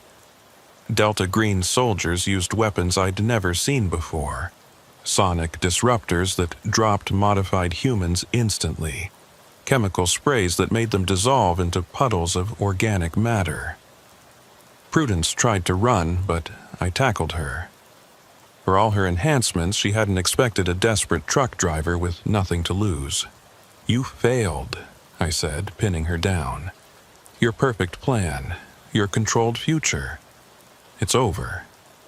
She laughed, that broken glass laugh. You think this is all of us? This is one operation, one city. We're everywhere, Mr. Pickford. In every country, every government. You've won a battle, not the war. Maybe she was right. But as I watched Delta Green soldiers securing the warehouse, documenting everything, gathering evidence that couldn't be denied or covered up, I felt something I hadn't felt since that night in LA. Hope. The aftermath was chaos. The story broke worldwide within hours. Video footage of the modified humans, the containers, the whole operation. Governments launched investigations. Ports were shut down. Container ships were searched. They found more of them, of course. Thousands more hidden in ports around the world. Some were stopped before deployment. Others had already integrated into society and had to be hunted down. The escaped subjects, the unstable ones, helped with that. They could sense their modified brethren, track them down.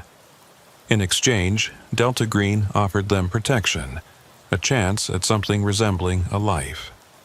I testified before Congress, the UN, anyone who would listen. Most people still didn't believe. The story was too incredible, too horrible. But enough did, enough to make a difference. Prudence Blackwood vanished during the chaos of the warehouse raid, along with John Smith and several other controllers. They're still out there, somewhere, planning their next move. Sometimes I get calls with no one on the other end, just that rhythmic chanting in the background. They want me to know they haven't forgotten, but I haven't forgotten either. I keep driving trucks, but now I know what to look for. The containers that don't belong, the supervisors who move too smoothly, the warehouses that appear and disappear. And I'm not alone. There's a network of us now, drivers who know the truth, who watch the ports and report anything suspicious.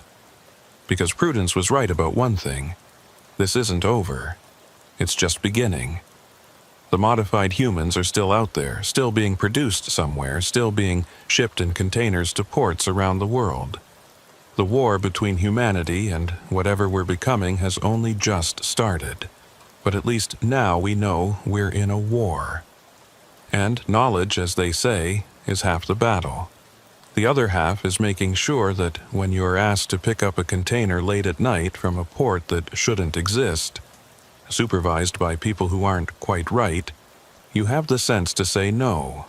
Or if you can't say no, at least make sure you take the wrong container.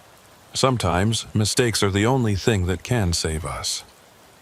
I still drive past the port of Los Angeles sometimes, watching the endless movement of containers, wondering what's inside them. Most are legitimate. Goods, products, the stuff of normal commerce. But some aren't. Some contain horrors that shouldn't exist, beings caught between human and something else, waiting to be released into our world. And somewhere out there, in a container that hasn't been opened yet, might be the thing that ends us all, or saves us all. With containers, you never really know until you open them. But that's the thing about Pandora's box. Once it's open, you can't close it again. All you can do is deal with what comes out. And keep driving. Always keep driving. Because movement is life, and stopping means becoming like them. Still, perfect, and not quite human. So I drive. Through ports and cities, past warehouses and containers, always watching, always ready. Because I'm Thaddeus Pickford, and I've seen what's coming. The question isn't whether humanity will survive. It's whether what survives will still be human. I guess we'll find out, one container at a time. My name is Ichabod Fairweather, and I've been hauling freight across the American Southwest for 28 years. In all that time, through countless nights spent in the cab of my truck at rest stops and way stations, I've never experienced anything that compared to what happened at that abandoned Texaco station off Highway 58, about 90 miles northeast of Los Angeles, in the high desert between Barstow and Bakersfield. It was November 2020, and I was hauling a load of restaurant equipment from a supplier in Phoenix to a new chain opening in Fresno. The pandemic had made everything strange that year. Empty highways, closed rest stops, everyone wearing masks and keeping their distance. But the freight still had to move, and drivers like me were considered essential workers. We kept the country running while everyone else stayed home. I'd made this run dozens of times before, usually stopping at the Flying J in Tehachapi to catch a few hours of sleep before pushing on to Fresno. But that night, everything went wrong from the start. First, my GPS started acting up around Victorville, constantly recalculating routes and trying to send me down roads that didn't exist. Then my CB radio died completely. No static, no chatter, just dead silence. I should have taken these as warnings, should have stopped at the first well-lit truck stop I saw. But I was behind schedule, and the penalty for late delivery would eat up half my paycheck. The engine trouble started just after midnight. I was climbing the grade toward Tehachapi when I heard it. A grinding sound from somewhere deep in the motor, like metal eating metal. The temperature gauge started climbing, and I could smell burning oil. I had maybe 5 minutes before the engine seized completely. I took the first exit I saw, a barely visible off-ramp with no signs, no lights, nothing to indicate where it led. The road was old asphalt, cracked and potholed, leading away from the highway into the desert darkness. My headlights illuminated Joshua trees and scrub brush on either side, and nothing else. No buildings, no lights, no signs of civilization. The engine died 2 miles from the highway, just stopped, like someone had flipped a switch. I managed to coast another 100 yards before the truck rolled to a stop. I tried the ignition. Nothing. The battery was fine, all the electronics worked, but the engine was dead. I grabbed my flashlight and climbed out to take a look, though I knew it was pointless. Whatever was wrong was beyond my ability to fix on the side of the road in the middle of the night. I'd need a tow truck, a mechanic, probably a whole new engine by the sound of it. I pulled out my phone to call for help, but there was no signal, not even one bar.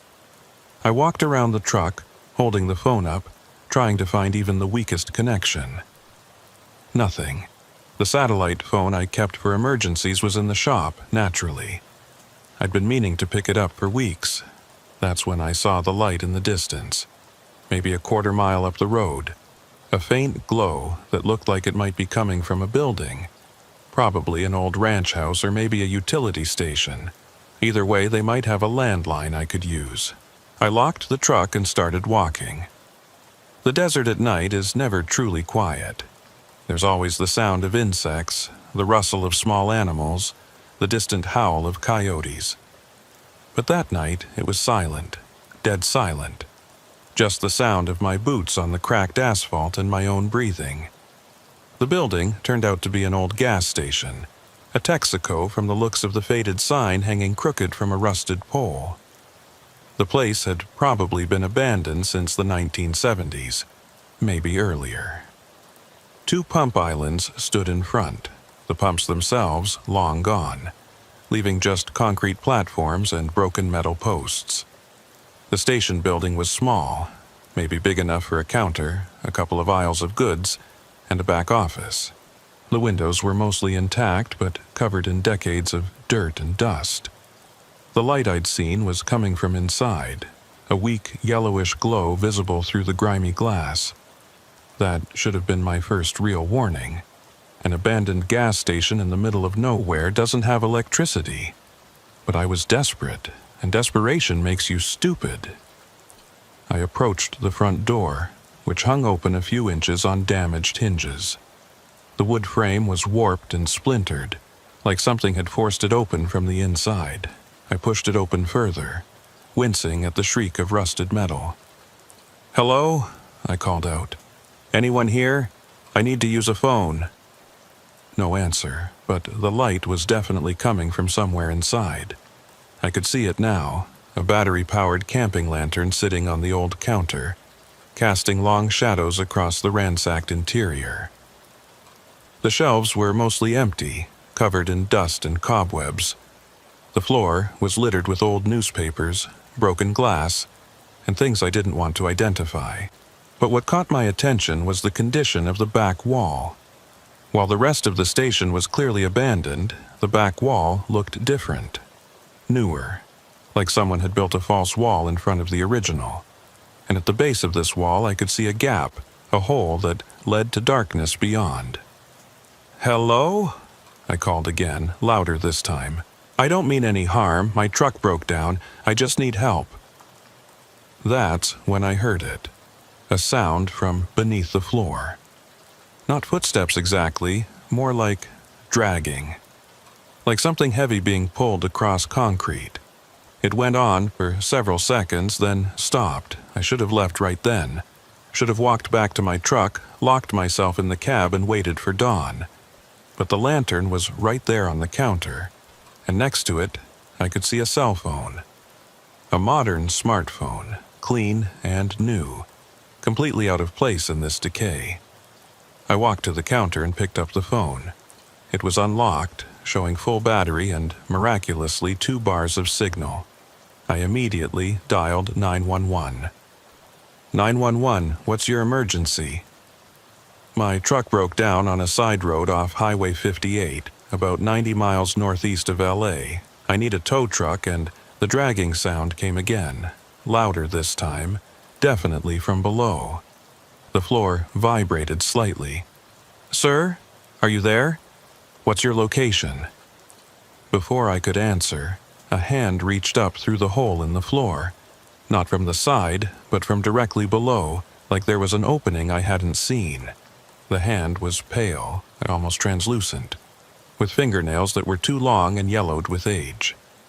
It groped around for a moment, then found purchase on the floorboards. I dropped the phone and backed toward the door. Another hand appeared, then arms, and then a head emerged from the floor. It was a woman, or had been once. Her hair was long and matted with dirt, and something darker. Her face was gaunt, eyes sunken so deep they were just shadows. She wore what might have been a dress once, now just rags hanging from her emaciated frame. She pulled herself up through the floor with unnatural grace, her movements fluid despite her appearance.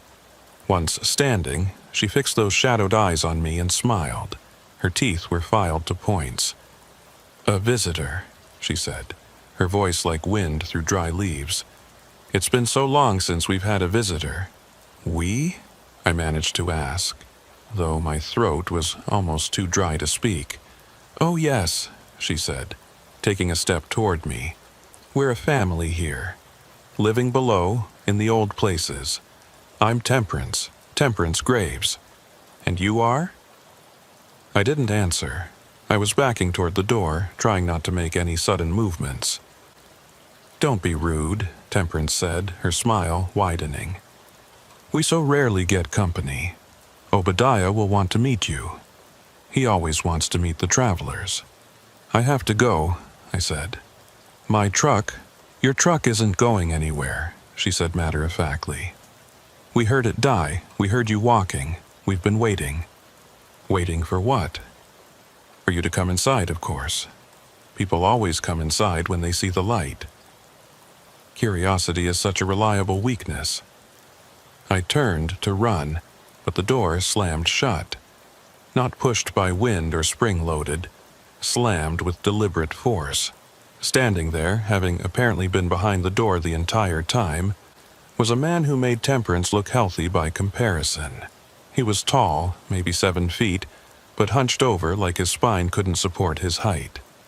His clothes were a patchwork of different fabrics, sewn together with what looked like hair. His face was the worst part, not deformed exactly, but wrong, like someone had taken a normal face and stretched it over a skull that was the wrong shape. "This is Obadiah," Temperance said pleasantly. "Obadiah Dreck. He maintains our home." Obadiah didn't speak. He just stared at me with eyes that were different colors. One brown, one a milky blue that might have been blind. His breathing was labored, each breath a wheeze that sounded painful. "We don't want trouble," I said, trying to keep my voice steady. "I just need to get back to my truck." "But you haven't seen the rest of the family," Temperance said. "They're all dying to meet you." She said dying with particular emphasis, like it was a private joke. More sounds from below now. Multiple dragging sounds, shuffles, and something that might have been whispering. The hole in the floor seemed to be getting larger, or maybe that was my imagination. "How many?" I asked, though I didn't really want to know. "Oh, counting is so tedious," Temperance said. "We've been here so long and people join us from time to time. Travelers like yourself. People who take the wrong exit, whose vehicles break down at just the right spot. It's amazing how often that happens. You sabotage the vehicles." She laughed, a sound like glass breaking. Sabotage is such an ugly word. We simply encourage mechanical failure in those who are meant to join us. Your truck, for instance. We've been calling to it for miles, singing to its engine, whispering to its pistons. Metal listens if you know how to talk to it. That's impossible. Is it? You're here, aren't you? Your truck died exactly where we wanted it to. You walked exactly where we guided you. Even now, you're standing exactly where you need to be. I looked down. I was standing on a trap door, barely visible beneath the dust and debris. The hinges were on the far side, meaning it would open toward me. If it opened, I'd fall backward into whatever was below. I stepped forward quickly, but Obadiah moved to block me, surprisingly fast for someone who looked so broken. Up close, I could smell him. Decay and chemicals, like a morgue mixed with a gas station bathroom. "The family wants to meet you," Temperance said. "They're so excited. We don't often get someone so substantial. You'll last a long time." "Last?" "Oh yes. The underground is hard on the body, you see. The darkness, the diet, the activities, people wear out. But you're strong. You'll last years before you're used up." More movement below.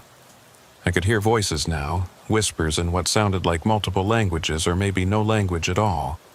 And footsteps, many footsteps, gathering beneath the floor. "What are you people?" I asked. Temperance tilted her head, considering. "People? I suppose we were once. But that was before we found the underground.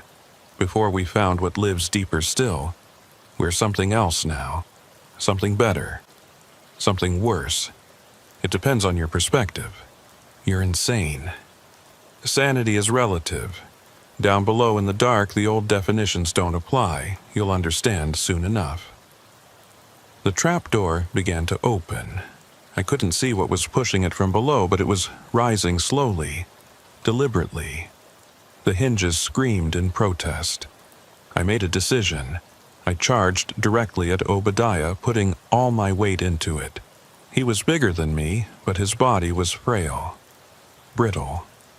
We collided and he went down hard, his head striking the floor with a wet crack. He didn't get up.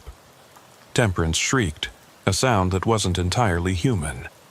The trapdoor flew open completely, and things began climbing out. I say things because I couldn't process them as people, not immediately. They moved wrong, crawled wrong, their limbs bending in ways that joints shouldn't allow. I didn't look back. I grabbed the lantern from the counter and threw it at the front window. The glass shattered, and I dove through the opening, feeling shards tear through my jacket and into my skin. I hit the ground hard, rolled, and came up running. Behind me, I could hear them emerging from the gas station, not just through the door and window, but from other openings, holes in the ground around the building that I hadn't noticed before. They moved like insects, scuttling and writhing, their whispers becoming shouts in that not-quite language. I ran toward my truck, my boots pounding on the asphalt. But they were faster, or new shortcuts. Figures emerged from the desert on both sides, converging on the road ahead of me. They looked human from a distance, but as they got closer I could see the wrongness. too many joints in their arms, faces that didn't quite match, like they were wearing masks made of skin, bodies that moved with a liquid grace that human muscle and bone couldn't achieve. I veered off the road into the desert, hoping the rough terrain would slow them down. It didn't. They flowed over rocks and around Joshua trees like water, getting closer with each second. I could hear Temperance's voice rising above the others, not shouting but singing, a wordless melody that made my teeth ache. That's when I saw the lights, headlights coming down the road from the highway. A vehicle approaching fast, engine roaring. I changed direction, running toward it, waving my arms and shouting for help. It was a pickup truck, old and rusted but moving with purpose. It skidded to a stop between me and my pursuers, and the driver's door flew open. "Get in," a man's voice shouted. I didn't hesitate. I ran around to the passenger side and jumped in. The driver was already moving before I had the door closed, the truck's tires spinning on the asphalt as we accelerated away from the things that had been chasing me. In the side mirror, I could see them standing in the road, watching us leave. Temperance was in front, her arms raised like she was conducting an orchestra. They didn't pursue, just stood there, getting smaller as we drove away. "You okay?" the driver asked. I looked at him for the first time. He was maybe 60, weathered face, gray beard, wearing a baseball cap and a flannel shirt. He looked completely normal, completely human, and I almost wept with relief. "Thank you," I managed to say. "Thank you so much." "Don't thank me yet," he said, not taking his eyes off the road. "We're not clear. They don't like to let people go once they've been marked." "Marked? What are you talking about?" He glanced at me, then at my arms. "You're bleeding." I looked down. My jacket was torn in several places from diving through the window, and blood was seeping through. But it wasn't the injuries that made my stomach drop. It was the pattern. The cuts formed symbols, deliberate patterns that couldn't have been accidental. "They marked you," the man said grimly. "That means you belong to them now. They'll follow you wherever you go." "That's insane." "Is it, after what you just saw?" He had a point. "Who are you?" I asked. "Name's Bill. I live out here, keep an eye on things, try to help when I can, though I'm usually too late." "You know about them, about what they are?" Bill was quiet for a moment, navigating the truck back onto the highway. "I know enough. That gas station's been there since the 1950s. The Graves family owned it. Temperance's parents. Normal folks, far as anyone knew. Then they started digging." "Digging?" "A basement," they said, "storage space." But they didn't stop at one level. They kept going deeper. Found something down there, something that had been buried for a reason. After that, they changed. The whole family. Everyone who worked at the station. They went underground and never really came back up. But that was 70 years ago. They can't be the same people. Bill gave me a look. "Can't they?" "You saw them. Do they look like they age normal?" We drove in silence for a while. I could see my truck in the distance, still sitting where it had died. Bill pulled up behind it. "Your engine will start now," he said.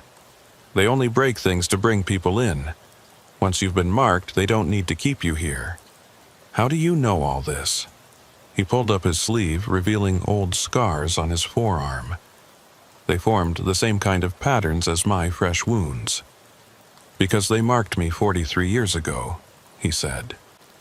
"I've been living out here ever since, watching that place, warning people when I can. But the mark never goes away. They're always calling, always pulling. One day, I'll go back. We all go back eventually. There has to be a way to break it, to get free." Bill laughed, but there was no humor in it. "If there is, I haven't found it. The best you can do is stay away, keep moving, don't let the pull get too strong." I tried my truck's ignition. It started immediately, the engine purring like nothing had ever been wrong. "Go," Bill said. "Make your delivery. Try to forget this happened." But when you start having the dreams, when you start hearing her singing in your sleep, when you find yourself taking exits you didn't mean to take, remember that fighting it only makes it worse. What dreams? You'll see. They'll show you what's under the station, what's deeper down, what they found and what found them. And once you've seen it all, really seen it, you'll understand why going back starts to seem like a good idea. He drove off before I could ask anything else, his taillights disappearing into the darkness. I sat in my truck for a long moment, engine running, trying to process what had happened. Then I put it in gear and drove to Fresno, made my delivery, and tried to pretend everything was normal. But that night, in a motel room that should have been safe, the dreams started. The dreams were always the same at first. I'd be standing in that gas station again, but this time the trapdoor was already open, and instead of running, I'd walk toward it. I'd look down into absolute darkness, and from that darkness, Temperance's voice would float up, singing that wordless song that made my bones ache. Then I'd wake up, usually around 3 a.m., drenched in sweat and with the taste of rust in my mouth.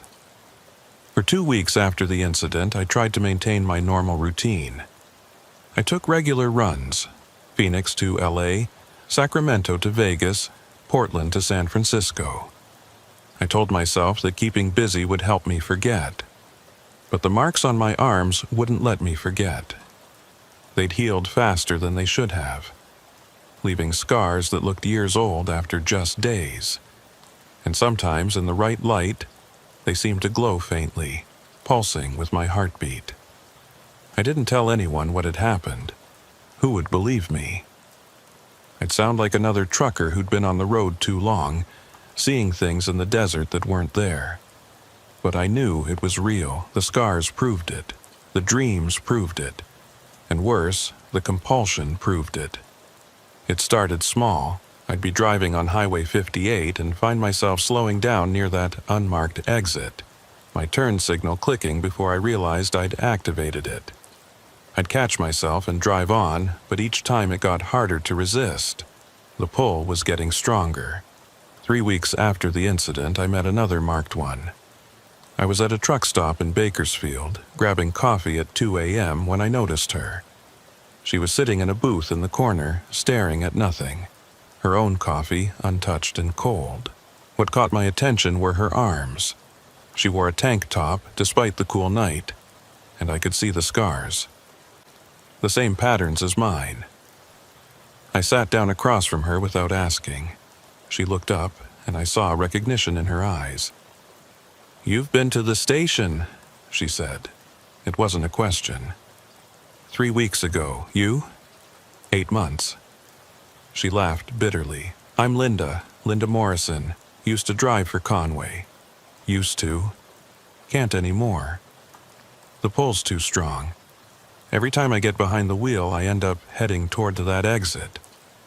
Last month, I made it all the way to the station before I snapped out of it. They were waiting for me, standing in the road, like they knew I was coming. What did they want? For me to come inside, to go below. They said I was ready, that I'd seen enough in the dreams to understand. Did you go?" She shook her head. "Managed to turn around, but barely.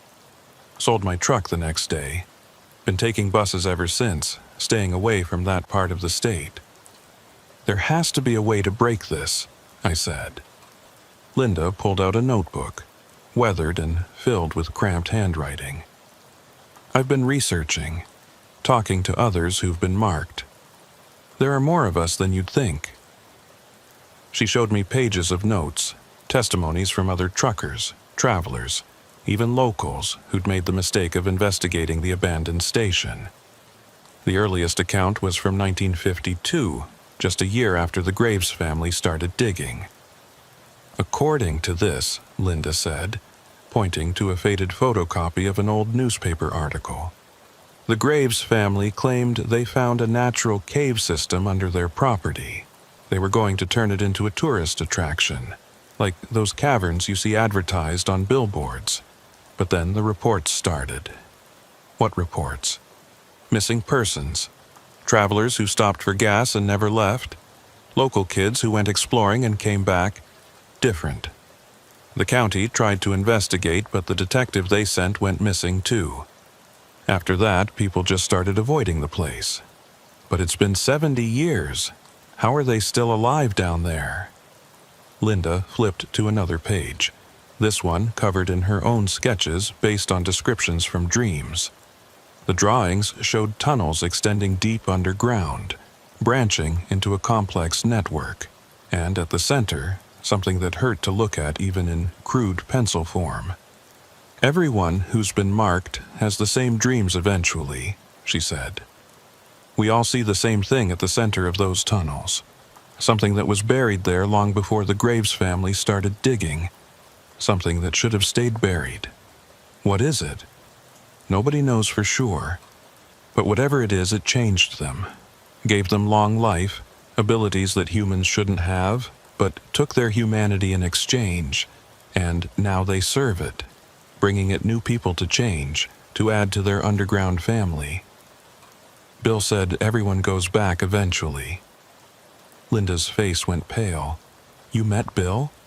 Bill Hutchinson? He saved me, drove me away from the station. She laughed, but it sounded more like a sob. Bill Hutchinson died in 1978. That's impossible. I was in his truck. He talked to me. Linda showed me another newspaper clipping. It was an obituary from the Bakersfield Californian, dated July 15th, 1978. William Bill Hutchinson, age 60, died in a single-vehicle accident on Highway 58.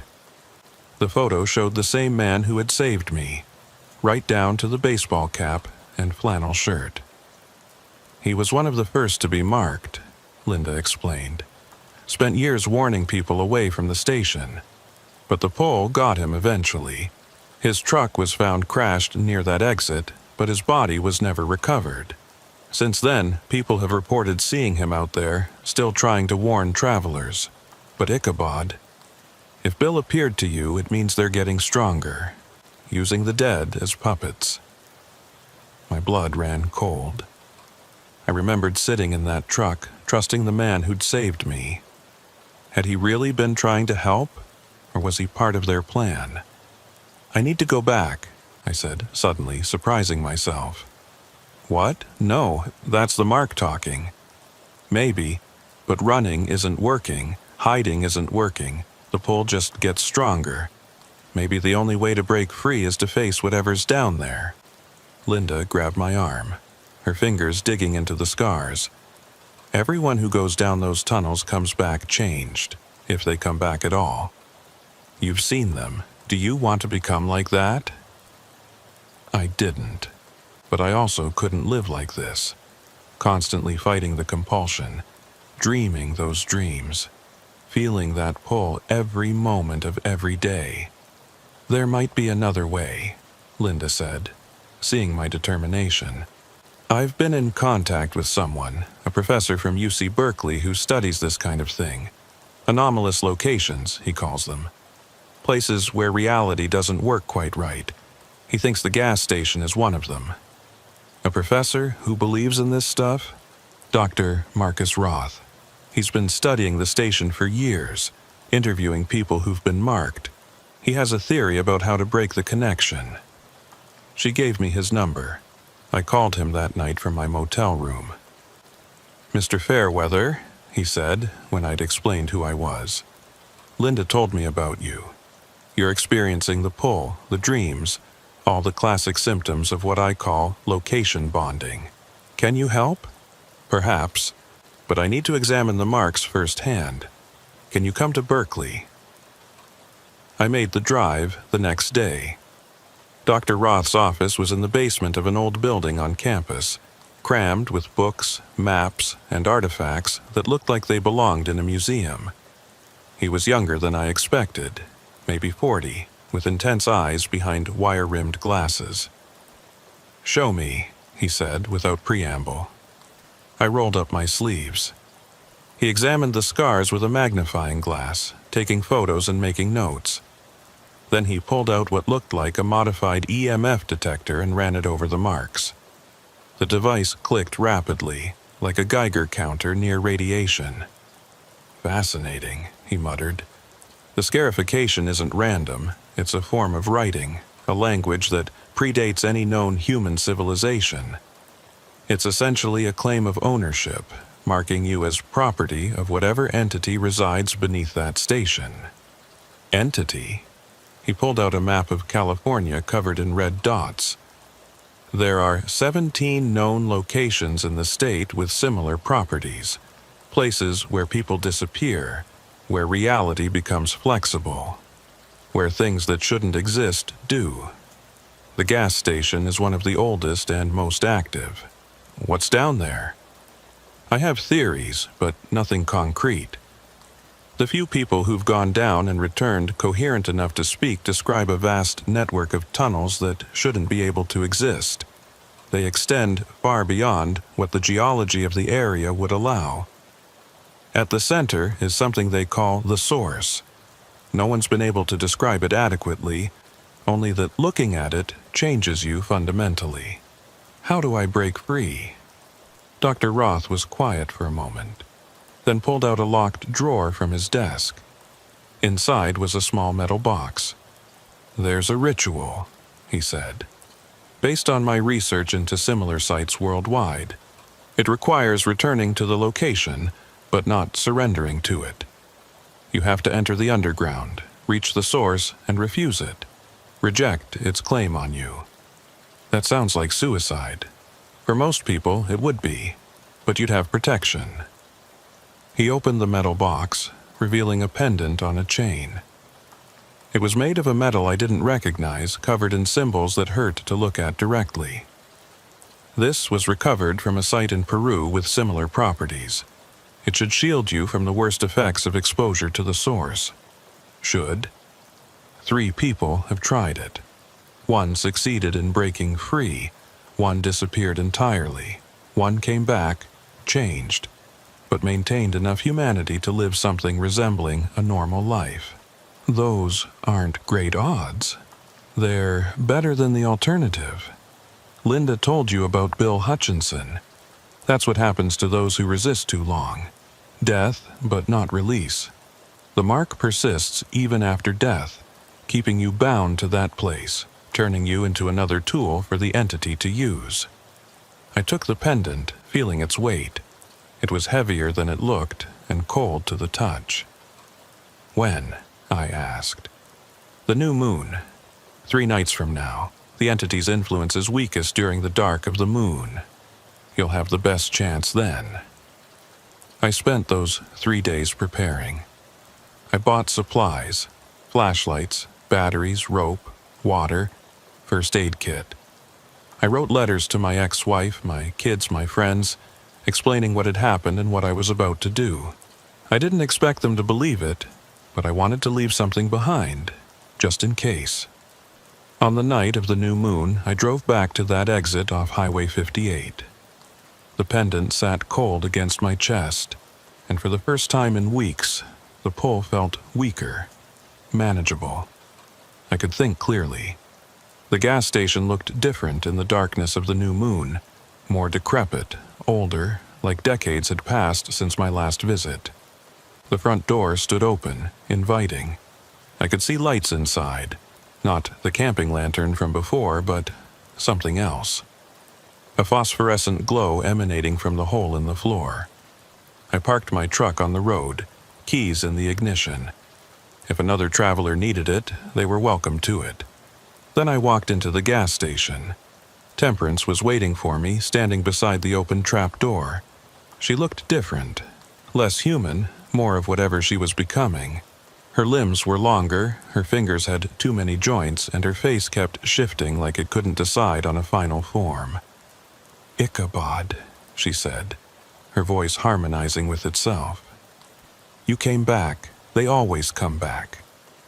"I came to end this," I said, touching the pendant through my shirt. She tilted her head, that impossible tilt that went too far. And, oh, there's no ending here, only transformation. Only joining. Only becoming. Where's Obadiah? Below.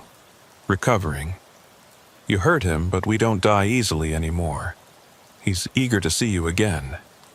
And the others? Waiting? We're all waiting. The Source has been calling for you, specifically Ichabod Fairweather. It has plans for you. Then let's not keep it waiting. I walked to the trapdoor and looked down. A ladder descended into green glowing darkness. The phosphorescent light was coming from the walls themselves, some kind of organism or mineral that coated the tunnel surfaces. It pulsed rhythmically, like a heartbeat. I climbed down. The ladder went deeper than should have been possible, far deeper than any basement or cave system could naturally exist in this area. The temperature dropped with each rung, and soon my breath was misting in the cold air. The light grew stronger as I descended, changing from green to blue to something beyond the normal spectrum that made my eyes water. Finally, my feet touched solid ground. I was in a tunnel, carved from rock that didn't match any geology I knew. The walls were smooth, almost glass-like, and covered in that glowing substance. The tunnel extended in both directions, curving out of sight. This way. Temperance's voice came from behind me. She had descended the ladder without using the rungs, her elongated limbs allowing her to spider down the walls. The family is gathering. I followed her deeper into the tunnels. We passed openings to other passages, glimpses of chambers filled with things I didn't want to examine too closely.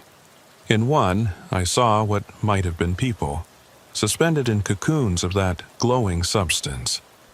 In another, machines that looked organic, pulsing and breathing, and always that sound, like singing, like screaming, like something in between. We emerged into a vast cavern, impossible in its dimensions.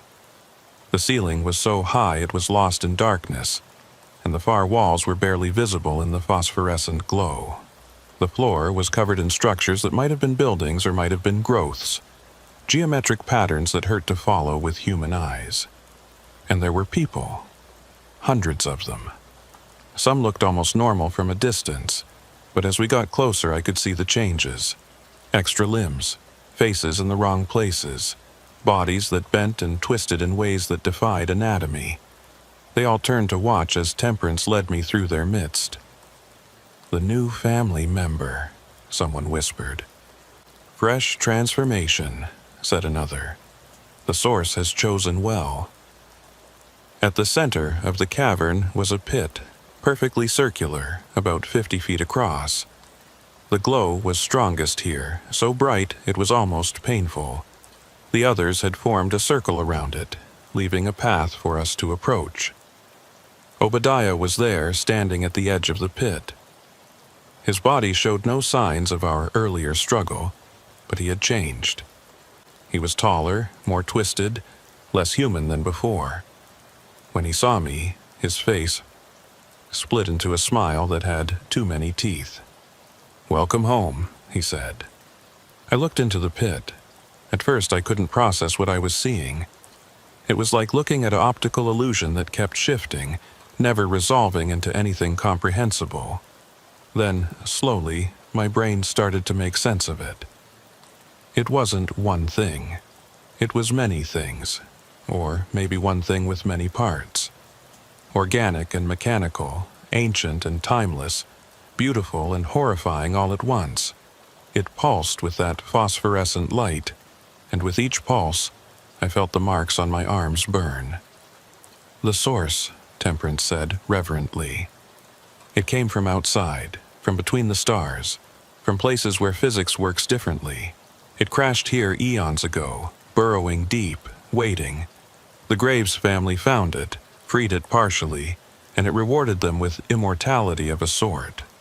"That's not a reward," I said, my hand clutching the pendant. "Isn't it?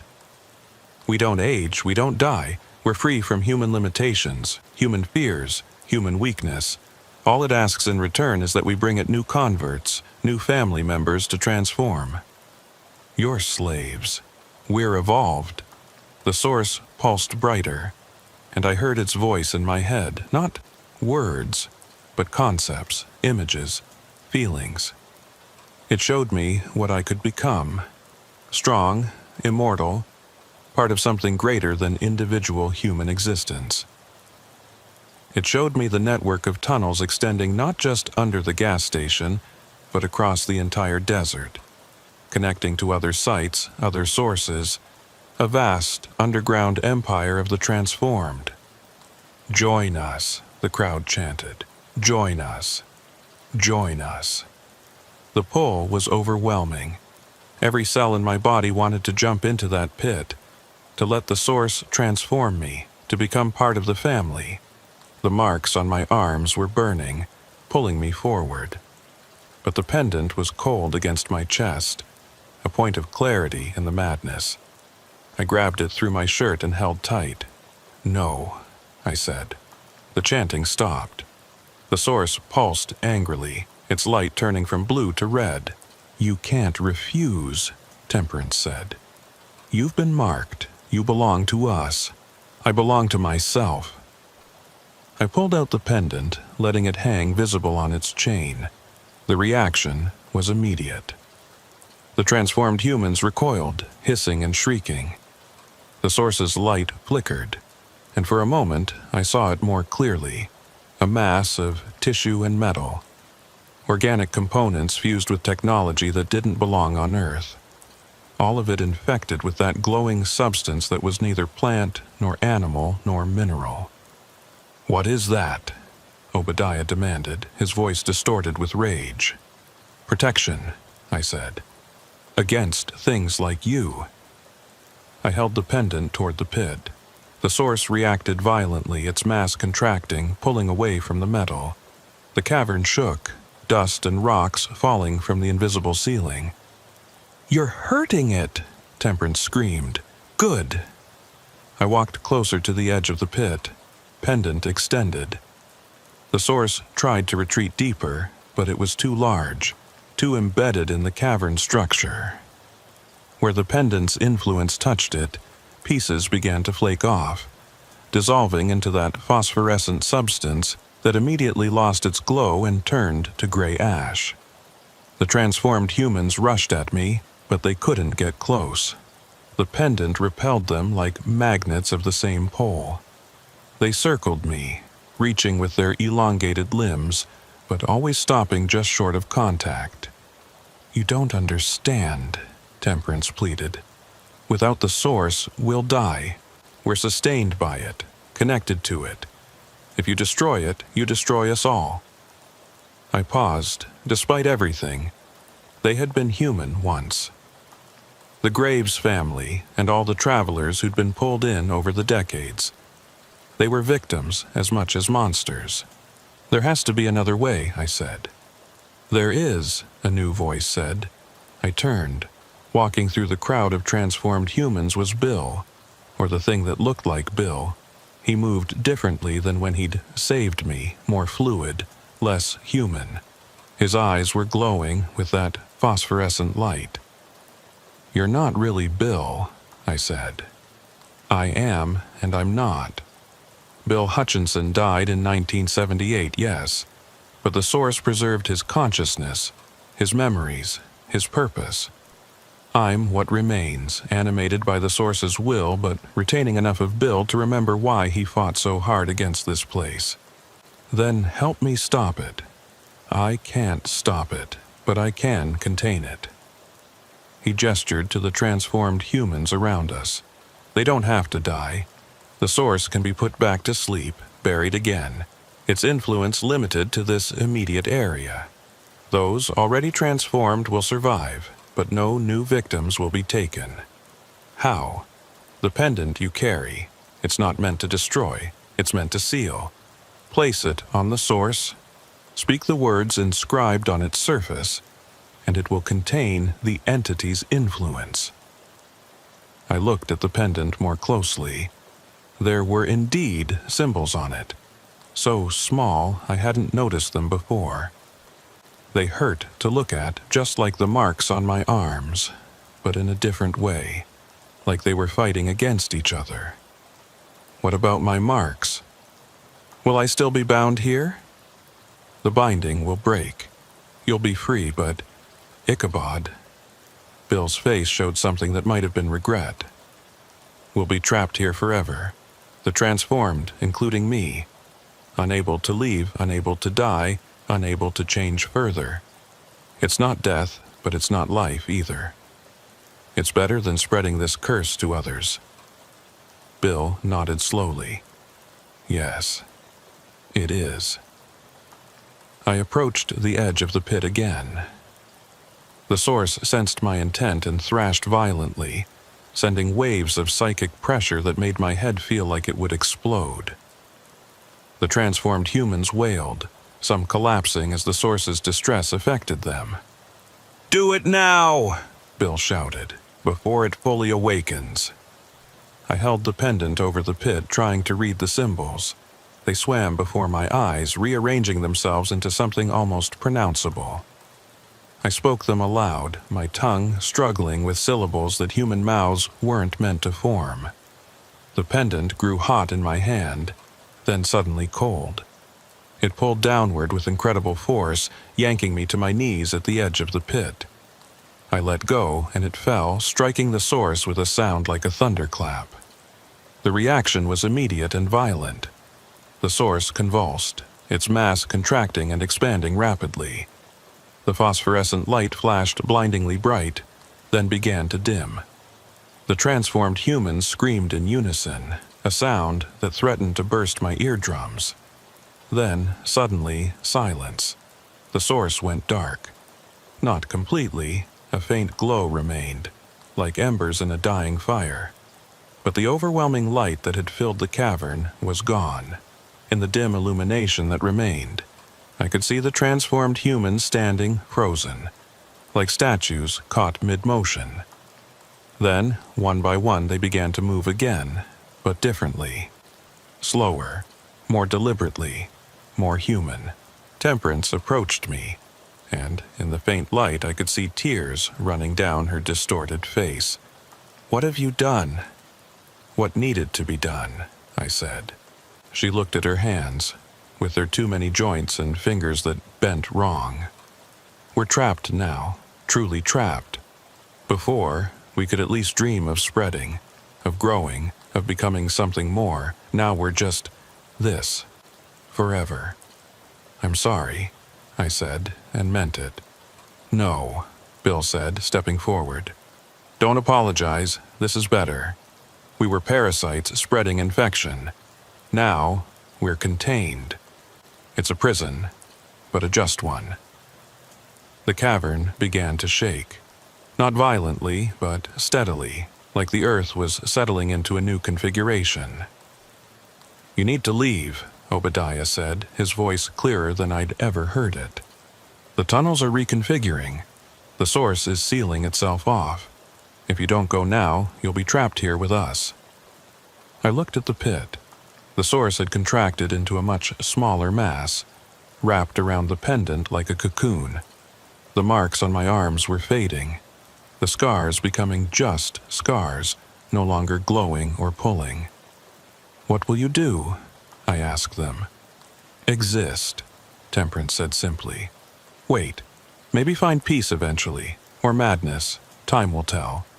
"The gas station will remain," Bill said. "A warning. We'll make sure no one else enters. We'll be guardians instead of predators." The shaking intensified. Cracks appeared in the cavern floor, spreading outward from the pit. "Go!" Obadiah shouted. "Now!" I ran. Back through the tunnels, which were indeed changing. Passages sealing, new ones opening, the entire underground structure reorganizing itself. The phosphorescent organisms on the walls were dying, their light fading to nothing. Soon, I was running in complete darkness, guided only by instinct and the fading connection to the surface that the marks had given me. I found the latter more by luck than skill, my hands hitting the rungs just as the tunnel behind me collapsed with a sound like the world ending. I climbed faster than I'd ever climbed in my life, the ladder shaking, rungs breaking under my feet. Above, I could see stars through the trapdoor opening, the most beautiful thing I'd ever seen. I hauled myself up through the floor of the gas station just as the ladder gave way entirely, falling into darkness that no longer glowed. The trapdoor slammed shut on its own, and I heard mechanisms clicking beneath it, locks engaging, seals forming. When I tried to lift it, it was like trying to lift a mountain. It would never open again. The gas station was different, older, more decrepit, but also more honest. It was what it appeared to be, an abandoned building slowly being reclaimed by the desert. The false walls were gone, revealing the original structure. The camping lantern was there, but its battery was dead, had probably been dead for years. I stumbled outside into the pre-dawn darkness. My truck was where I'd left it, keys in the ignition. It started on the first try. As I drove away, I looked back one last time. I could see figures in the gas station windows: Temperance, Obadiah, Bill, and others. They weren't waving goodbye. They were just watching. Eternal sentinels now instead of predators. I wondered if I'd saved them or condemned them to something worse than death. The marks on my arms were completely gone by the time I reached the highway, leaving only faint scars that could have been from anything. The pull was gone too, that constant tugging toward the gas station. I was free, but freedom came with a price: knowledge. I knew what was out there beneath the normal world. I knew how thin the barriers were between our reality and things that shouldn't exist, and I knew that the gas station was just one of many such places. I drove to Berkeley and told Dr. Roth everything. He listened without interrupting, taking notes, occasionally nodding as if I was confirming theories he'd held. "The pendant worked," he said when I finished. "Better than I'd hoped. You've effectively quarantined an anomalous location, preventing it from spreading its influence. There are others, aren't there? Other places like that. 17 confirmed in California alone, hundreds worldwide. Most are dormant or contained naturally, but some..." He pulled out his map with the red dots. "Some are active, growing, spreading. Someone should do something about them." He looked at me carefully. "Someone like you?" I thought about it. I had experience now. I knew what to look for, what to avoid, how to fight back if necessary. And I had nothing else. My old life felt hollow after what I'd experienced. How could I go back to hauling ordinary freight when I knew what was really out there? "Do you have more pendants?" I asked. Dr. Roth smiled. "I have resources, artifacts, knowledge. What I lack are people brave enough, or foolish enough, to use them. That's how I became something more than a truck driver. I still haul freight, but now my routes take me to places Dr. Roth marks on his map. Places where reality is thin, where things that shouldn't exist do, where people disappear and sometimes come back changed. I've sealed 3 more sites in the 2 years since the gas station. Each one was different. A motel in Arizona where guests checked in but never checked out. A rest stop in Oregon where the bathroom mirrors showed things that weren't there. A way station in Nevada where trucks lost more than just weight. Each time, I found people trapped between human and other, victims of things that fed on transformation and loss. Sometimes I could save them. Sometimes all I could do was contain them. But I always think about that gas station off Highway 58. Sometimes I drive by it, though I never stop. It's still there, looking more abandoned each time, slowly crumbling back into the desert. But I know that beneath it, in tunnels that shouldn't exist, Temperance and Obadiah and Bill and all the others are still there, standing guard over something that should never be released. Linda Morrison helps me now. She got over her fear, learned to fight back against the pull of these places.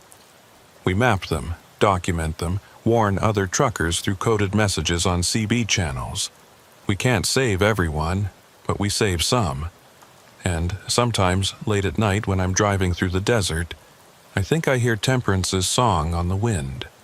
Not calling me back, that connection is broken, but just singing.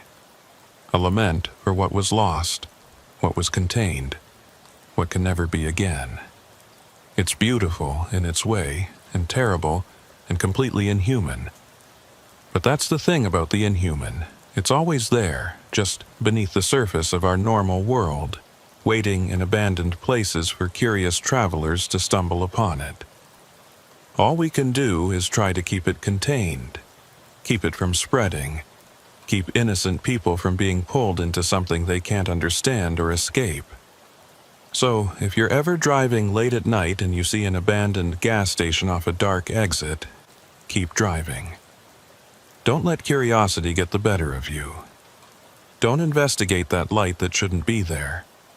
Because once you're marked by these places, you're never really free. Even with the connection broken, you know they're out there, waiting, watching, singing their inhuman songs into the darkness. And sometimes knowing that is worse than being pulled back. But someone has to know. Someone has to stand guard. Someone has to keep the darkness at bay. That someone is me now. Me and others like me, truckers who've seen too much, who've been marked and freed, who know what lurks in the abandoned places of America. We're not heroes.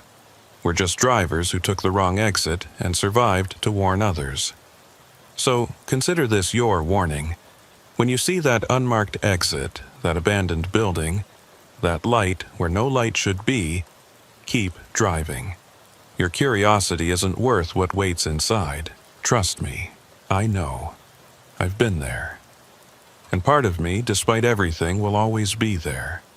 In that gas station off Highway 58, where Temperance Graves sings her eternal song and the source waits, contained but never truly dead, for someone foolish enough to set it free again.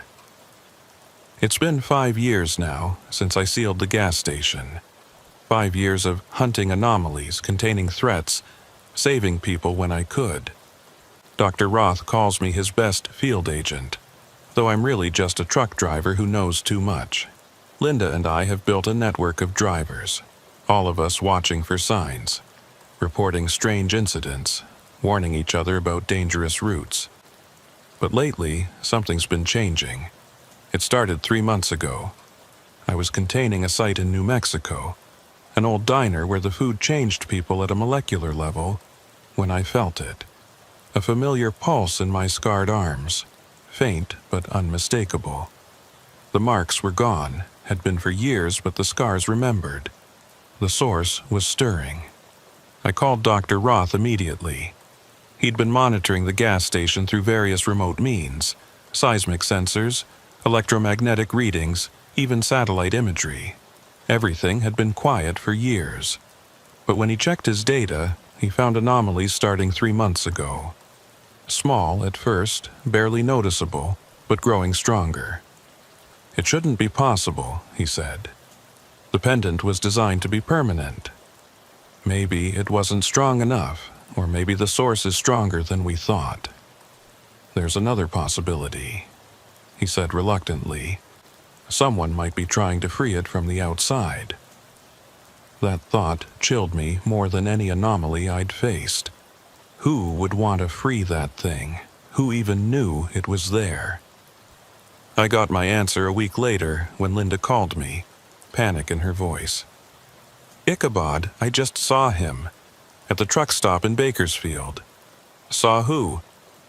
Obadiah Dreck. He was just standing there watching me. That's impossible. He's sealed underground with the others. I know what I saw. He looked different. More human than before, but it was definitely him. He left this. She sent me a photo of a note, written in handwriting I recognized from shipping manifests at the gas station. The seal weakens.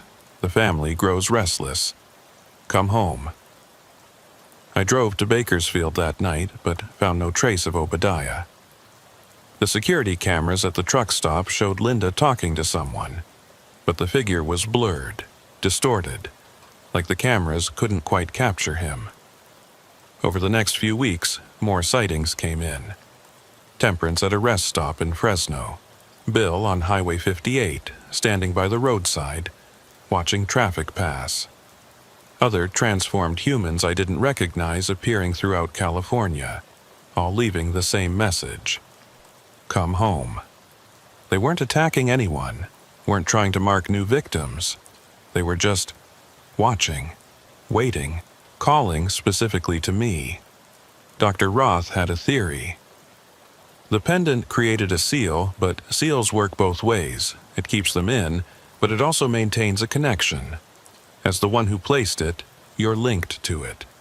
If the seal is weakening, you might be the only one who can reinforce it. Or they're trying to lure me back to remove it entirely.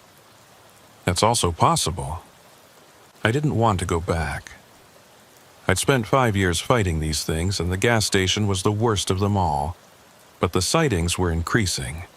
Whatever was happening, it was escalating. The decision was made for me when I got a call from an unknown number. When I answered, I heard Temperance's voice, clearer than it should have been, like she was standing right next to me. "Ichabod," she said. "We need to talk." "How are you? The seal is breaking, not from our doing. We've honored the imprisonment you gave us. But something else has found us. Something worse than the source. That's not possible. You know so little about what's really out there. The source was just one thing, one entity among many. And now another has found us, drawn by the source's contained energy. It's trying to break in, to consume the source and us with it. And when it does, the seal won't matter. It will spread across your world like wildfire. You're lying. I wish I were. We may be monsters, Ichabod, but we're your monsters now. Contained, controlled. What's coming is neither. It's pure hunger, pure consumption. It will take your world apart, piece by piece. What do you want from me? Come back, not to free us, but to help us strengthen the seal. To fight off what's trying to break in. We need someone who can move freely between the surface and the underground. Someone who understands both worlds. And if it's a trap, then you'll die. But if it's not a trap and you don't come, everything dies. Your choice."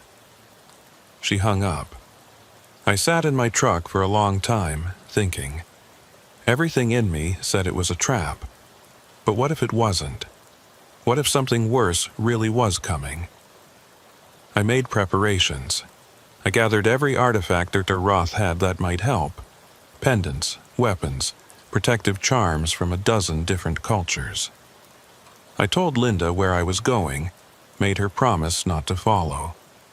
I wrote more letters, just in case. Then I drove back to that exit off Highway 58. The gas station looked different than my last visit. It was surrounded by vehicles, military trucks, unmarked vans, even a few big rigs. People in hazmat suits were setting up equipment, taking readings, establishing a perimeter. As I approached, soldiers raised weapons. "Stop right there," one shouted. "This area is restricted." Before I could respond, another figure emerged from the command tent. A woman in a black suit, no hazmat gear, walking with confidence despite the supposed danger. "Mr. Fairweather," she said, "we've been expecting you." "Who are you?" "Agent Sarah, Department of Anomalous Containment. We've been monitoring this site since your initial containment 5 years ago. The government knows? We've always known. We just prefer to let civilians handle the initial containment when possible. Less paperwork, but the situation has changed." She led me to a bank of monitors showing various readings I didn't understand. But one screen showed something I did recognize, a view of the underground cavern, somehow captured despite the depth and the seal. The transformed humans were there, hundreds of them, all facing outward in a defensive circle around the pit where the source lay contained. But there was something else. At the edges of the cavern, darkness moved. Not shadow, but something darker, something that seemed to eat light itself. It pressed against invisible barriers, probing for weakness. It started 3 weeks ago, Agent Sarah explained. Something from deeper underground, from cave systems we didn't even know existed. It's been drawn to the contained source like a moth to flame, but a moth that wants to eat the flame and everything around it. What is it? We don't know. Our instruments can't properly measure it. It exists partially outside our dimensional framework, only intersecting with our reality when it feeds. What we do know is that if it breaks through the seal and consumes the source, it will have enough energy to fully manifest in our world. The results would be catastrophic. How catastrophic? She pulled up a map of California. Initial estimates suggest total consumption of organic matter in a 50-mile radius within the first hour. After that, exponential growth. The entire state within a day. The continent within a week. Jesus. The transformed humans have been holding it back, but they're weakening. They need help. You want me to go down there? You're the only one who's been down and come back unchanged. You have experience with the source, with the transformed. And according to our readings, you're still connected to the seal you placed. You might be able to reinforce it. Might. It's better than watching the world end. I looked at the monitors again. Temperance was there, standing at the edge of the defensive circle. As if sensing my observation, she looked up at the camera and nodded. "I'll need backup," I said. "We'll provide a team." "No, I choose my own people." Agent Sarah looked like she wanted to argue, but nodded. "Who?" "Linda Morrison, Dr. Marcus Roth, and..." I thought about it. "Any other marked ones who've been freed? They'll understand what we're facing." It took 6 hours to assemble them. Linda came immediately, as did Dr. Roth. To my surprise, 8 other freed marked ones responded to the call. Truckers, travelers, people who'd encountered anomalies and survived. We were a ragtag group, but we all understood the stakes. Agent Sarah provided equipment, advanced hazmat suits that supposedly protected against dimensional distortion, weapons that fired bullets inscribed with containment symbols, and communication devices that could work underground. "One more thing," Mr. Roth said, pulling me aside. He handed me a case containing 3 more pendants like the one I'd used to seal the source. "I've been working on these. They're stronger than the original, but also more dangerous. They don't just contain, they can destroy. Use them only as a last resort." We entered the gas station at sunset. The trapdoor that had been sealed was open now, not broken, but dissolved, like reality had simply forgotten it was supposed to be solid. The ladder was back, but it was different, organic looking, made of something that might have been bone or might have been calcified wood. We descended. The tunnels had changed completely. What had been rough caves were now smooth corridors that twisted in ways that hurt to follow with your eyes.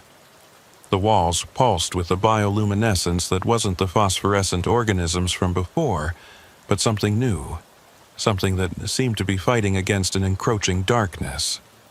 "Stay together," she said. "Don't look directly at the dark patches. They're not really there, not in our dimension."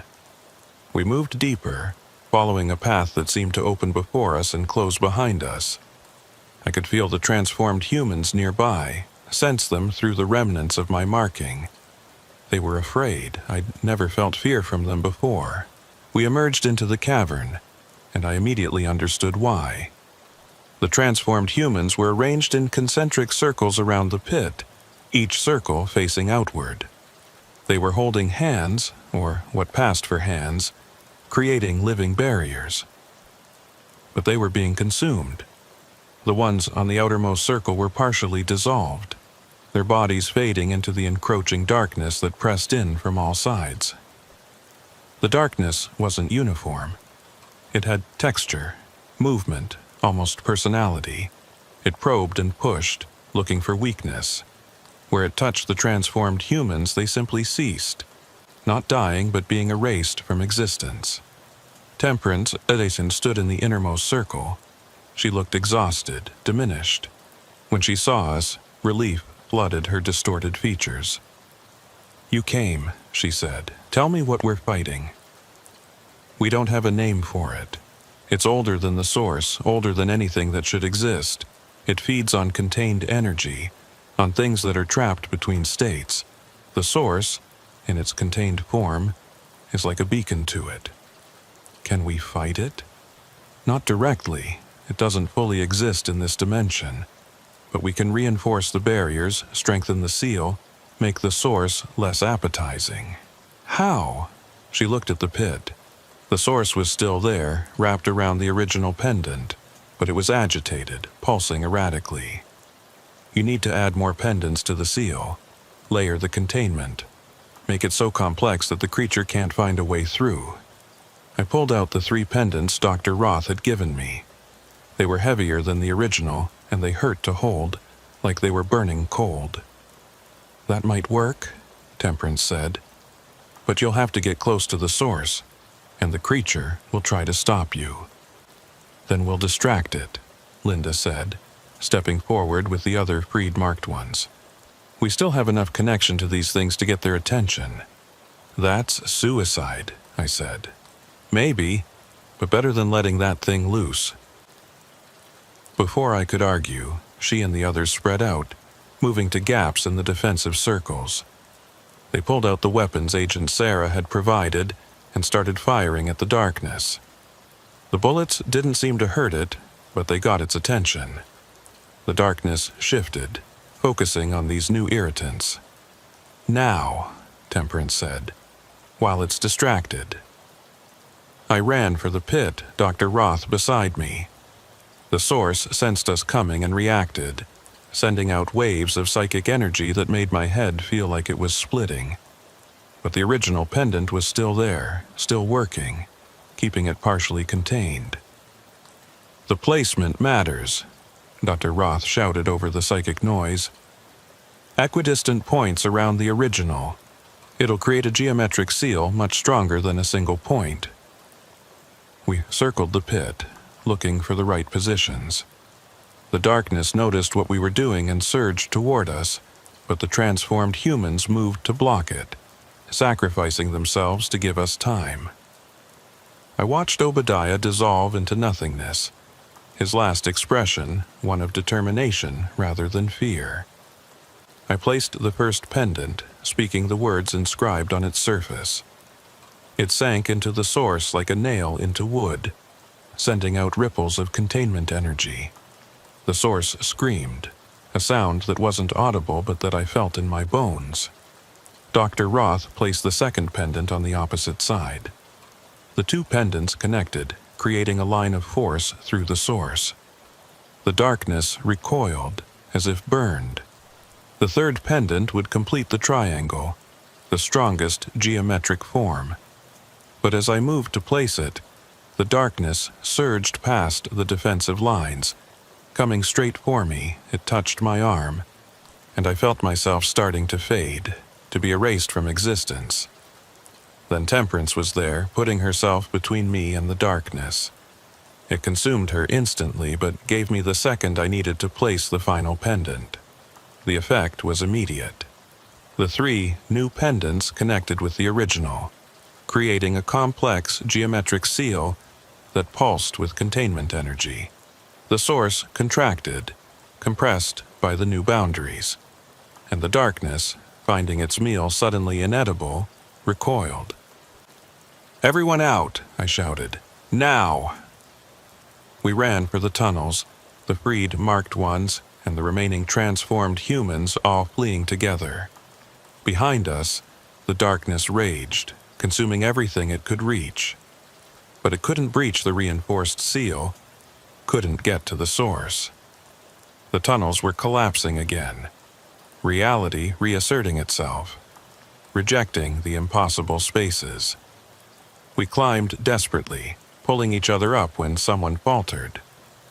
I looked back once and saw Bill still at the bottom, holding the tunnel open with his impossible strength. "Go!" he shouted. "This is my purpose now, to make sure it stays buried." We emerged into the gas station to find it surrounded by Agent Sarah's forces.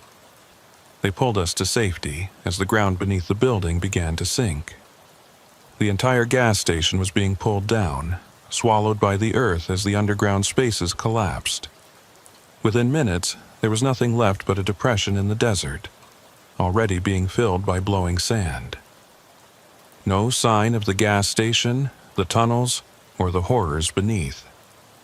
The source was buried deeper than ever, protected by multiple seals, guarded by whatever transformed humans had survived.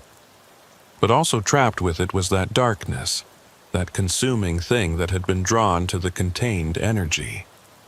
They were sealed together now, predator and prey, locked in a prison that neither could escape. "It's done," Agent Sarah said, reading her instruments. "The seal is holding, stronger than before." "For how long?" I asked. "Our models suggest centuries, maybe longer. Long enough for us to find a more permanent solution." I looked at the spot where the gas station had been. Somewhere far below, Bill and whatever remained of the transformed humans stood guard over horrors that should never see daylight. They were monsters, but they were our monsters, choosing to protect the world that had rejected them. Linda stood beside me, her arm showing new scars from where the darkness had touched her. We'd all been marked again, in a different way. Not bound to a place, but to a purpose. "There are other sites," she said quietly. "I know. They'll need to be reinforced, too. If that thing found one source, it might find others." I nodded. Our work wasn't done.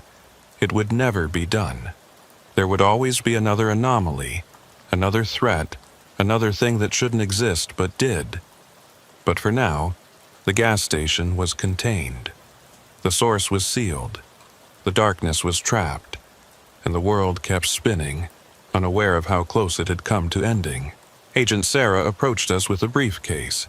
"The department would like to offer you official positions. Resources, support, authority to operate at these sites." I looked at Linda, at Dr. Roth, at the other survivors. We were truck drivers and academics and ordinary people who'd seen too much. But we were also the only ones who really understood what was out there. "We work independently," I said. "We'll cooperate, share information, accept resources, but we're not your employees." She smiled. "I told them you'd say that. The offer stands if you change your mind."